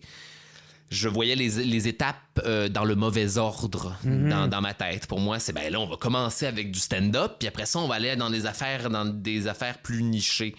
Ah non, finalement non, c'est les affaires plus nichées qui sont peut-être plus faciles à comprendre, ou du moins plus faciles à aimer, ou qui déclenchent plus de curiosité chez le public. Puis après ça, là, une fois que les gens te connaissent, là, ils viennent t'apprécier en stand-up. Qui l'eût cru, man? C'était ça le deal. C'était quel show? Parce que moi, je pense que je suis pas mal été voir tous tes spectacles. C'est quel spectacle que tu parlais? J'ai juste... Il arrive à sacrément, ça a fait rire. C'est quelqu'un qui se masturbe tellement qu'il peut voler. C'est mon premier, ça, c'est Superman. Superman, le super-héros qui... Puis là, il vole... Je parlais du fait que je me masturbais pas quand j'étais ado. Puis dans la première fois que je me suis masturbé, toute l'accumulation d'une adolescence est sortie d'un coup. Et ça a donné lieu à Superman. Ça, c'est dans mon premier spectacle. C'était dans Bienvenue dans mon cauchemar. 2013. Ça se peut, si je m'abuse. Premier one-man show. Théâtre Sainte-Catherine. Yep. C'est ça. Tu commençais avec une poupée. Avec une marionnette. Ça faisait parler. J'avais bien aimé ça. Puis là, on a fait... tu sais, moi, j'avais fait mon spectacle au ZooFest. Puis t'étais juste avant moi. Puis tu parlais des corbeaux. Les corbeaux vont prendre le monde. Oui. Ça, c'est un vieux number, ça, en fait, de l'école de l'humour, où j'étais tombé sur un article. Les corbeaux et les pieuvres. Un article dans le journal qui disait que les corbeaux et les pieuvres vont un jour devenir l'espèce dominante sur la planète. OK. Entre autres, en tout cas, les pieuvres peuvent résoudre des schèmes mathématiques, puis les corbeaux peuvent fabriquer des outils. Puis ça, tu vois, ce numéro-là est devenu le number thématique de mon dernier one-man show, Les corbeaux me regardent d'un air bizarre. Ça a pris genre 10 ans avant que je trouve un spectacle dans lequel plugger ce numéro-là. Puis je l'ai retravaillé aussi entre-temps. Il y a 10 ans de travail sur ces patentes-là, mais c'est ça. Le stand-up, là, des fois, il y a des numéros qui étaient dus pour sortir à un certain moment, puis il y en a d'autres que t'avais pas trouvé la façon de rendre ça drôle. Crisse ça dans le cooler, concentre-toi sur des affaires qui t'amusent, ressors-le 2 ans plus tard, là, puis instantanément, ce que tu faisais mal te saute aux yeux. T'es comme, ok, je commençais comme ça, mais non, je suis rendu ailleurs. Cette affaire-là, avec là, finalement, tu gardes quoi? Tu gardes la prémisse, je garde ce gag-là, il me reste la prémisse puis 4 gags. Réécrivons le numéro maintenant. Avec des choses que j'ai appris, avec ma capacité maintenant, ma capacité actuelle, quelques années plus tard, à écrire du stand-up. faut mettre les affaires en veille. On n'était pas toujours prêt à parler des affaires au moment où on décide. Puis il n'y a pas de mauvais number, j'en reviens à ça. Il n'y a pas de mauvais numéro. Il n'y a qu'une mauvaise façon d'expliquer pourquoi c'est drôle. OK. Puis comment qui a été ce number-là, ce one-man show-là? Les Corbeaux, super bien. Ouais. Super bien. Il me semble qu'il y avait bien du monde. C'est hey man, Jam Pack, les salles. C'est la dernière fois que j'ai. 2019. Voilà, c'est ça. 2019, je l'avais dessus. Je faisais de concerts avec la Peste Noire au Zoo Fest. Non, avec Yorick et Pierrick que je faisais ça au Zoo Fest. Puis. Toi, t'étais dans la salle de. Elle vient de fermer, là. C'est. Le théâtre. Pas le théâtre, qu'est-ce que je raconte? Pas théâtre Sainte-Cat. Les catacombes. Les catacombes, ouais. Ouais. J'étais là. C'était intéressant comme place où faire du stand-up. Tu l'aimais pas, ce place-là? Ben, c'était.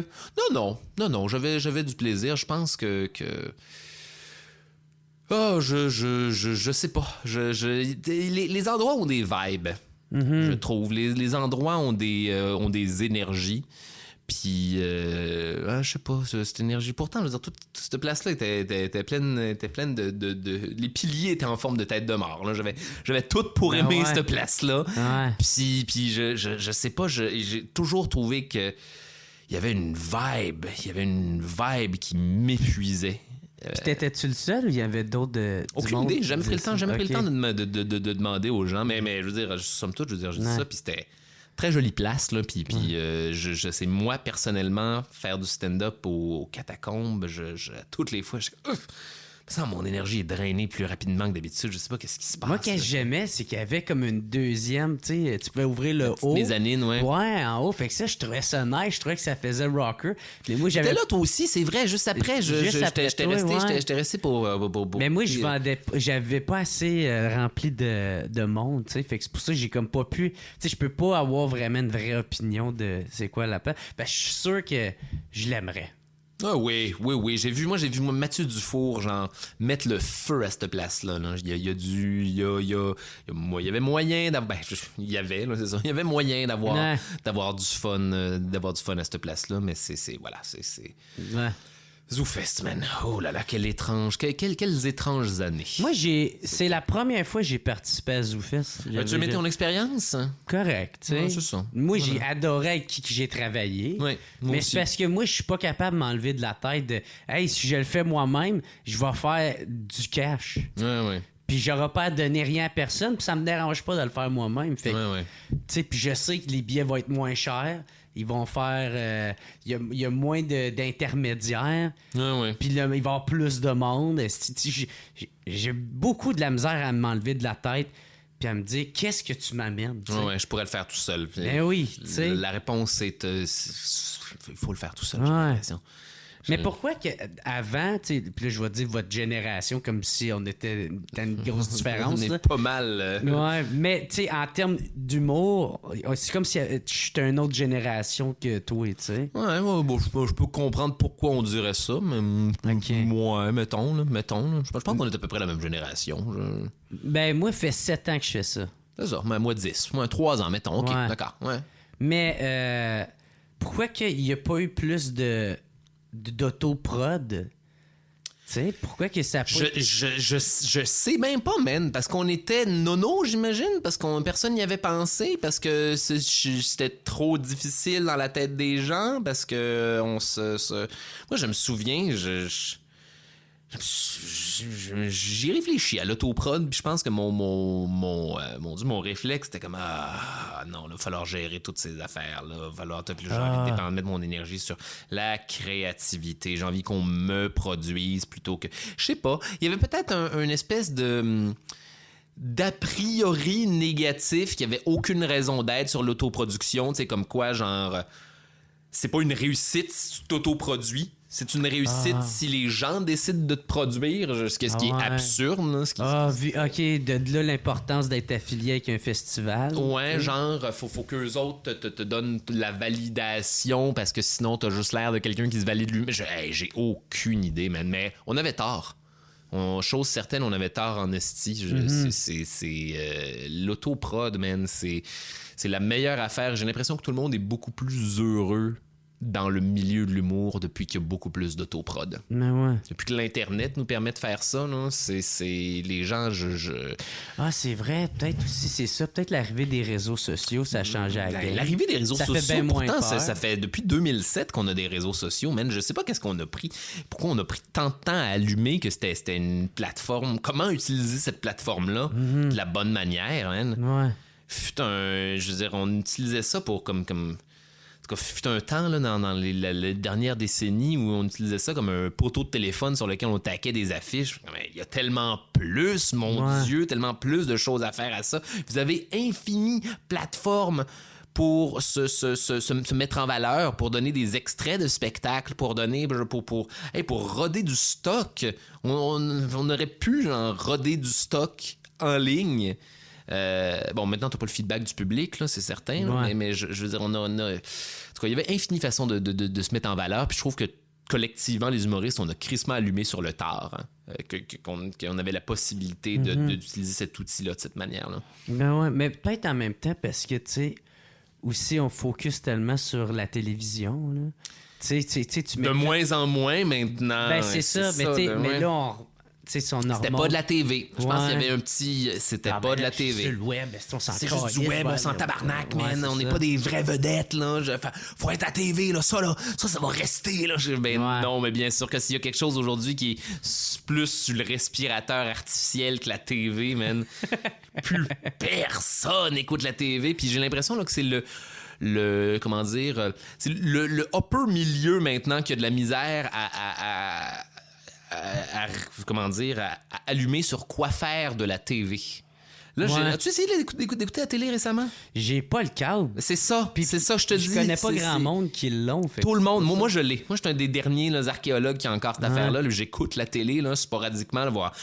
Québécoise. Là, j'ai mes postes de base, là, Radio Cannes, Nouveau, TVA, Télé-Québec. Là.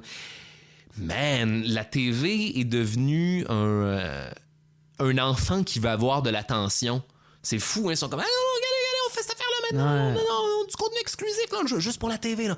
Juste, là. Tu peux pas écouter ça ailleurs qu'à la TV. Les gens sont, ouais, mais on s'entorche. On s'en crisse. C'est fini, cette époque où il faut syntoniser à une certaine heure. Tu vois à quel point ça sonne archaïque, syntoniser un certain poste à une certaine heure pour écouter une affaire une fois. Tu sais, c'est... Puis là, maintenant, je veux dire, OK, on te propose de l'enregistrer, on te propose de l'écouter sur demande et tout, mais c'est ça. La transition, je trouve, de la télé à ce que la télé devrait être... se fait selon moi très très lentement au Québec. Puis là on est dans une espèce d'entre-deux où la télé est sur le respirateur artificiel puis essaie d'avoir ton attention encore en te proposant des formules weird et datées qui font pas vraiment de sens, qui donnent pas vraiment envie d'écouter. Tandis que je veux dire la clé là, Netflix, tout devrait être un Netflix. La télé devrait devenir une espèce de Netflix. C'est ça, les nouvelles plateformes de diffusion. C'est comme ça qu'on fait de la nouvelle télé. Quand t'as le temps, t'écoutes. Disney+, Netflix, offrir l'entièreté de la programmation à tout le monde pour qu'ils puissent écouter les affaires qu'ils veulent quand ils veulent. Et ça fait déjà plusieurs années que c'est comme ça qu'on consomme notre divertissement. Puis on dirait que la télé on comme pas encore allumé que c'est ça qu'il fallait faire puis que c'est comme ça qu'on... Fait que moi, je leur souhaite là, le plus rapidement possible là, de comment dire, de devenir... Mais tu vois, le Nouveau sont en train de devenir ça tranquillement. Là, Tout.tv sont en train de devenir ça tranquillement. Mais sur le tard. Ouais. Sur le tard quand même. Puis qui, aujourd'hui, à part moi, à part les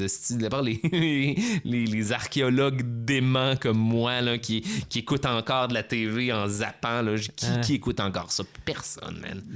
Mon père. Là, c'est ça, voilà. Une dernière génération fatiguée de plus en plus. À qui on offre d'ailleurs des émissions de plus en plus fatiguées, là. La télé a plus le budget qu'elle avait. Là. Et là, c'est dur à écouter des fois. Les séries là, en huis clos, là, on n'avait pas de budget, là, pas de décor, là, tout tout est filmé dans des appartes, là. Tout est sinistre de pas pouvoir voir, de pas avoir de budget, là. Tu sais, quand les affaires sont sinistres d'être cheap, là, t'es comme, j'étouffe, y a pas de... Donne-moi des plus gros plans que ça, s'il te plaît, pour l'amour du ciel. Moi, je catch pas, est-ce pourquoi que, mettons, tout.tv ou genre Illico ou, mettons, tu sais, des plateformes québécoises, essaye pas de faire comme Netflix puis acheter un show d'un humoriste de la relève, tu sais. Comme moi, man, je l'ai tourné, le mien. Tu sais, c'est tourné... c'était en 4K, je l'ai. Puis c'est moi qui l'ai payé. Et là tu sais, il faudrait juste m'attendre qu'ils me l'achètent. Puis je le laisserais, là, tu sais, pour X nombre de temps sur leur plateforme. Puis, peut-être qu'il faut aller le pitcher, nous autres même. J'ai un fanbase, là. Oui. J'ai crissement du monde qui l'achèterait. Il y a du monde qui l'écouterait, là, absolument. Là, mais... Mais je pense qu'il... Tu sais, Netflix font ça, ils ont du stand-up de plein de monde que tu t'en calisses, mais Chris qui en ont. Mais Chris qui ont du stand-up. Ouais. Chris qui ont... Mais je sais pas, moi j'ai l'impression qu'il faut être...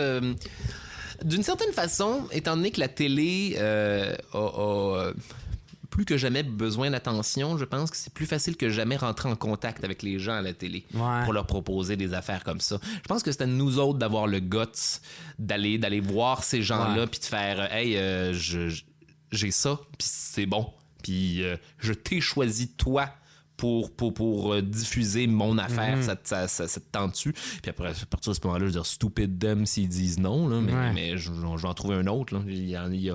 Les gens... la télé va pas... l'avenir de la télé n'est pas la télé. C'est de moins en moins la TV. Là. Ben, c'est ça. Ben, surtout s'ils continuent d'être sur le tard comme ça. Mais là, si vous êtes... voilà, soyez...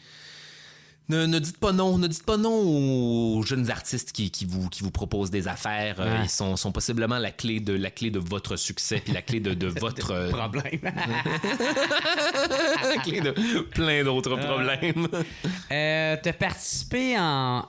non, t'as été à l'École nationale de l'humour. Oui, finissant en 2010.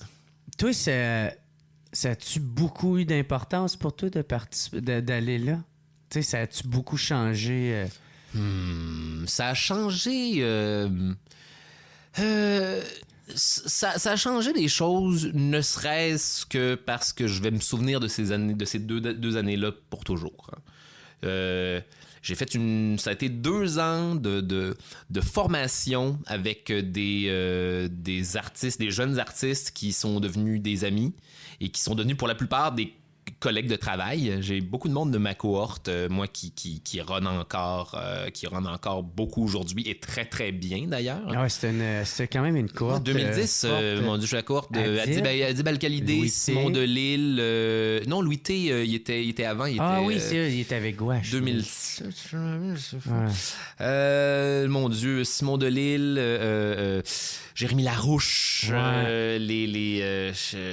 y avait l'autre là, qui faisait la coccinelle. Là, Pierre-Luc Pomerleau. Pierre-Luc Pomerleau, man, que comme je vous mets au défi de pas aimer ce gars-là.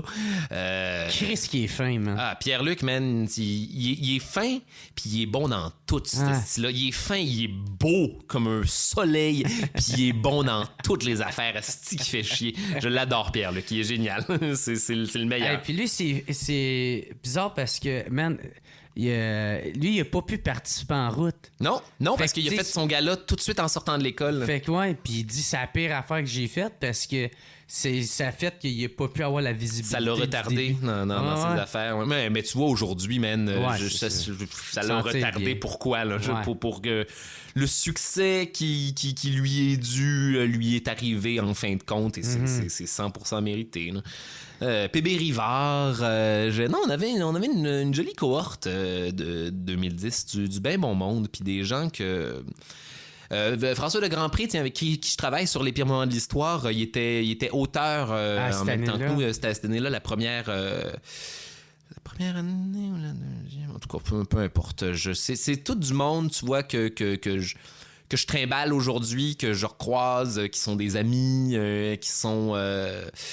ne serait-ce que pour ça, sinon l'école de l'humour, est-ce que c'est nécessaire? La question, est-ce que c'est nécessaire? Non, absolument pas. Vous n'êtes pas obligé de faire l'école de l'humour pour devenir humoriste, pour devenir des artistes.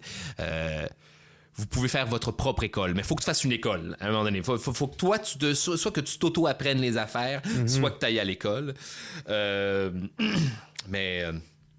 Non, je te dirais que ça en a valu la peine pour l'aventure, les rencontres, puis le monde. J'ai eu du plaisir à aller à l'école de l'humour. Parce que moi, j'ai l'impression que, maintenant pour du monde comme toi qui est plus flyé, t'as besoin, genre, de... Ben, pas t'as besoin, mais que là, ça va avoir plus d'utilité d'aller à l'école. Tu sais, mettons comme un Joe Guérin aussi, que lui, il me disait bien que ça a été bon pour lui parce que il a pu tester des affaires calissement trop bizarres que ça n'aurait jamais passé dans un bar. Il a raison, man. Il a crissement raison. Crise de belle place pour faire des tests puis te recentrer dans ton weird. Là. Quel genre de... À quel point je veux être weird? Tu sais, toi, c'est pas ça qui manque. Non, il y en a pas mal. Il y a suffisamment de weird. Faut même le dimer un peu. Là.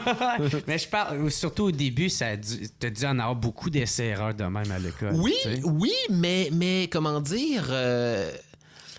Je me suis jamais découragé, ça n'a jamais été décourageant. J'ai toujours... j'avais une belle cohorte de monde qui était comme « Hey Charles, on tripe sur ce que tu fais. T'as des... C'est weird, mais t'as des bonnes idées, puis on aime ça, puis ça nous fait rire. » Fait que t'as quelque chose. Ça c'est valorisant. Ça, puis là, après ça, je veux dire, après ça, il faut le remettre en contexte, là, parce que c'est comment dire, c'est de l'amour de d'autres artistes en huis clos. Fait que c'est pas... c'est une vérité, ce n'est pas la vérité. Ouais. Après ça, il faut que tu te trappes à la vérité du public. Et puis là, ça devient important. Là, c'est là. Là, tu vas te planter. Puis là, t'es mieux d'apprendre de te planter à partir de ce moment-là. Mais non, c'était chouette, mon Dieu. J'en tire que des... J'ai essayé toutes les affaires que ça me tentait d'essayer. Et à partir de ce moment-là, en sortant, j'étais prêt à recalibrer, mettons, pour le grand public. Puis tu vois, ça m'a pris 10 ans. Fait que même là, même au moment où je pensais que j'étais prêt à recalibrer, il me restait encore 10 années de recalibrage pour en arriver à la réussite, disons, une certaine réussite pour en arriver à une certaine sortie de l'obscurité, à un bon fanbase qui m'aime à vivre de mes affaires. Voilà, ça a pris 10 ans. Des fois, ça prend 10 ans. Puis c'est ça, Mike, me semble, ça y a pris longtemps aussi. Ça y a pris... Je pense comme 20 ans, ça a l'air. Une affaire de même... Garde, c'est ça. Il y en a qui vont l'avoir instantanément. Il faut pas en vouloir à ceux qui l'ont instantanément. Faut se conquérir soi-même. Puis des fois, ça prend 10 ans. Puis je regrette tellement pas le voyage, là. Je regrette absolument rien. J'ai aimé là, les années de bohème, là, aller faire des bars, puis pas être connu, puis se planter, mais qu'on s'en calisse parce que de toute façon, personne te connaît, man. On a tendance, des humoristes, là, surtout dans la relève, là, à se surévaluer, là, à quel point les gens nous connaissent. Puis non, c'est un terrain de jeu, man. C'est un terrain de jeu. Tu vas le savoir en hostie quand les gens te connaissent. Hey, man, moi, là, parce que c'est d'autres que tu parles de ça, parce que j'ai repensé justement à quand j'avais été te voir à l'hémisphère gauche, puis c'était dans le temps où, tu sais, j'étais fuck all connu, pas que je le suis plus aujourd'hui, mais tu sais, j'allais là, j'avais rien, j'allais là, j'avais crissement pas d'argent. Je me saoulais, là. Je regardais le show d'humour, je repartais je disais un peu maladroitement « Hey, t'étais bon, man! Est-ce crissement aimé ça, mon gars? Chris, c'est solide! » Puis là, je m'en allais bien sous chez nous. Hey, je les aimais ces années-là, JR. Hey, j'aimais vraiment ça. Puis j'étais toute seule la plupart du temps. Puis ça me dérangeait pas tant que ça. Là, à ce moment-là de ma vie, j'avais un peu plus d'amis. C'était le fun, l'hémisphère gauche, man. Tu me rappelles des bons souvenirs, c'était man. Le plan de match. Moi, tu sais, j'habite direct à côté. Mais oui, hey, les soirées au plan de match. Dans les belles années de Frank Grenier à l'animation. C'était tellement plaisant. Hey, c'était fou, ça. Mais tout meurt un jour, c'est ça. Ouais. Tout. Puis c'est correct. Hey, regarde, aujourd'hui, Daft Punk vient de mourir. Ça vient d'arriver, là. Ils ont tiré à plug. T'as pas vu? Mon Dieu, je pense que les réseaux sociaux ne parlent que... En tout cas, pour ceux qui vont nous écouter dans le futur, Daft Punk vient d'arrêter aujourd'hui. Puis c'est eux qui tirent la plug? Oui, ils ont même fait un vidéo, genre de eux autres, genre les robots de Daft Punk là, qui marchent dans le désert, là, puis il y en a un qui s'autodétruit. Puis tu vas checker ça, genre épilogue de Daft Punk. Ça m'a fait un petit quelque chose d'écouter ça. Mais moi, j'ai tellement aimé Call on Me. Là. Call on me. Chaque affaire va finir à un moment donné. Rien n'est éternel. Et la mort d'une affaire, c'est la naissance d'une autre. Et je pense qu'il faut oui, il faut être nostalgique, puis ça fait du bien d'être nostalgique, puis on aimait on aimait ces périodes-là mais pour des raisons, mon Dieu, pour des raisons que je comprends tout à fait. Mais on veut jamais revenir en arrière, c'est ça l'affaire. On veut jamais revenir dans le temps non plus. Tu veux toujours avancer. Ouais. Hey, moi, j'ai recommencé là, depuis le début de la pandémie là, à écouter sur Disney+, Cosmos, avec Neil deGrasse Tyson. Ah, ouais! Qui est tu sais de qui je parle? C'est oui, la le grosse black, moustache, je l'adore, ouais. man. Il est génial. Je suis tombé... Le dernier épisode que j'ai écouté là, de Cosmos, là, il parlait des étoiles qui meurent. Les soleils meurent. Ouais. Les soleils s'éteignent, Jerry. Y a-tu quelque chose de plus rassurant que de savoir ça? Genre, pour ta propre mortalité, tout arrête. Tout arrête. Rien ne dure pour toujours. Tout est un... Et tu sais quoi? La première affaire qu'on apprend, c'est que quand un soleil en tout cas, meurt, puis ce qui paraît, il y a genre 3 différentes façons qu'un soleil a de mourir. Là. Il peut devenir supernova, il peut imploser sur... En tout cas, whatever. Il peut fusionner. Il peut se faire aspirer d'un trou noir. Chris, Jer, man! Je suis content de te voir allumer de même sur la mort des soleils. Ah ouais, j'aime bien ça.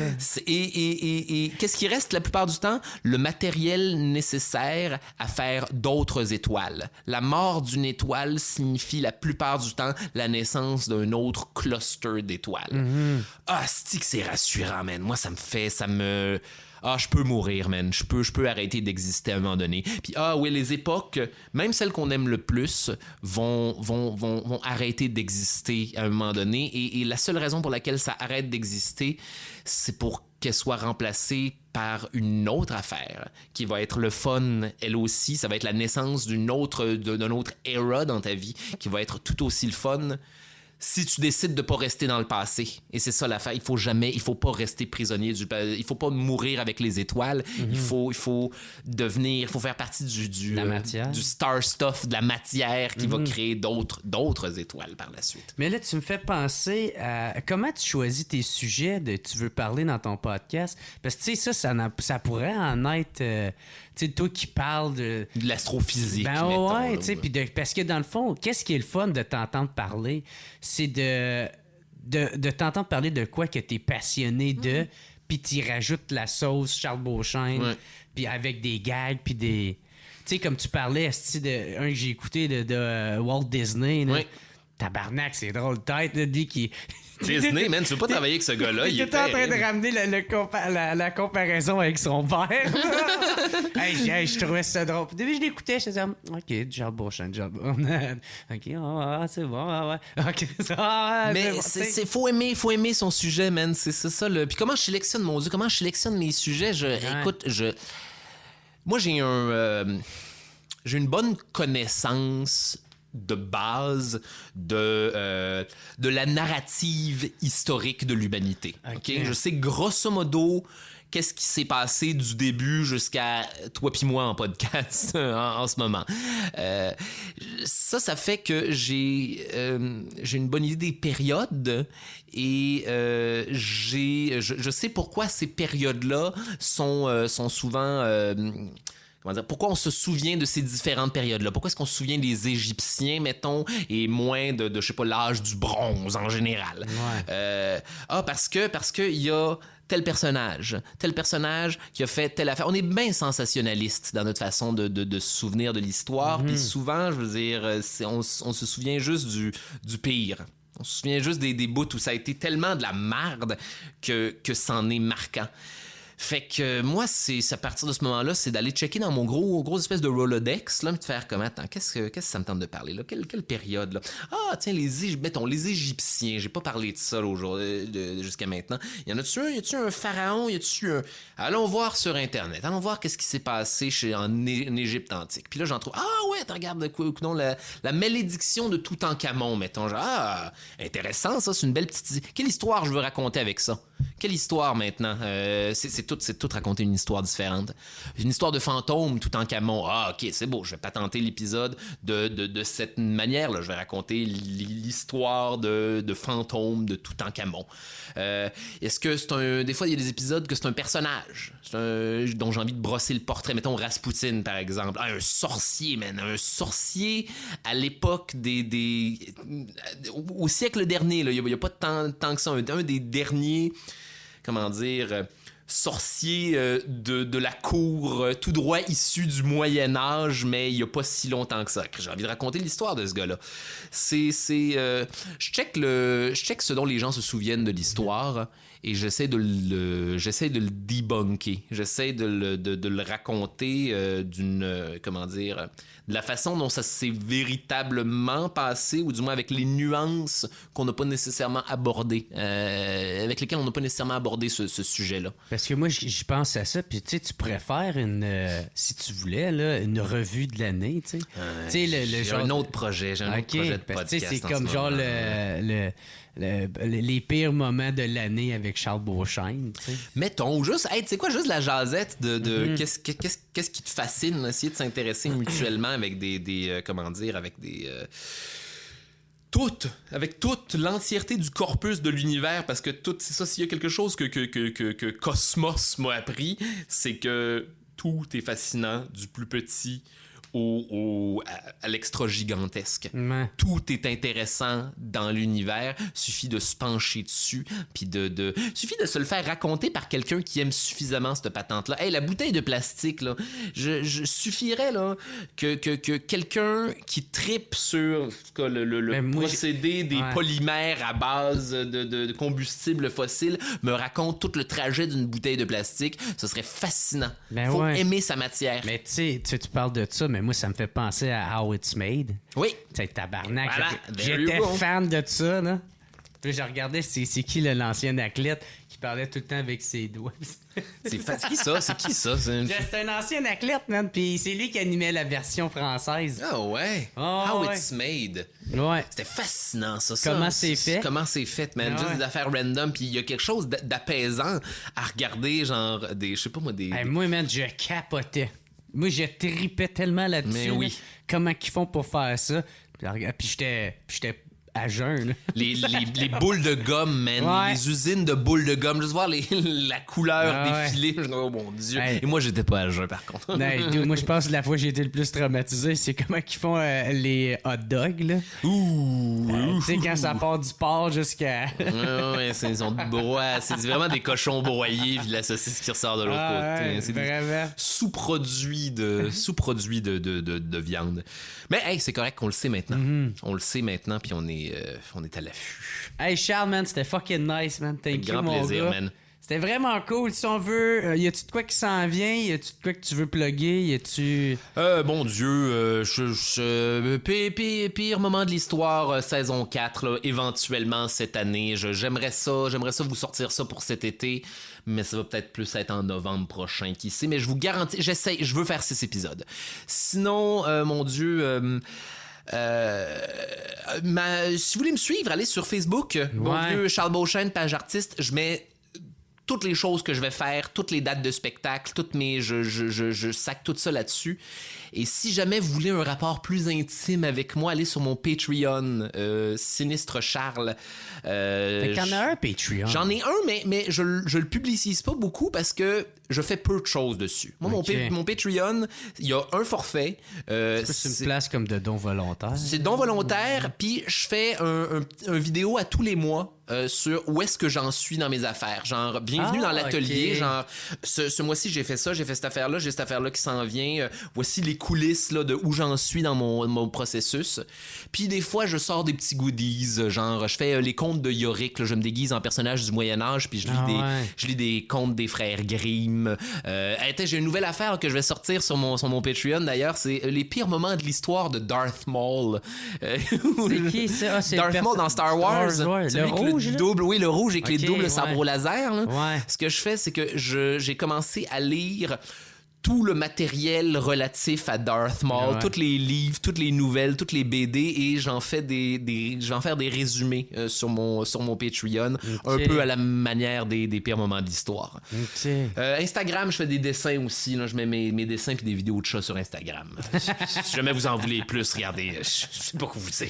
Ben, merci beaucoup d'être venu, man. grand plaisir, Charles, man. c'est vraiment nice. Puis je te souhaite une merveilleuse 4e saison, puis de gagner. Gagne l'Olivier, tabarnak. Ah, t'es gentil, merci, on va essayer. Hey, ciao tout le monde, passez une excellente journée. On se voit la semaine prochaine. Ciao. Salut. It's the What's Up Podcast. What's Up Podcast. What's Up Podcast. Avec Jeremy Alain. Yeah, yeah, yeah, yeah, yeah, yeah! Pom, pom, pom, pom, pom!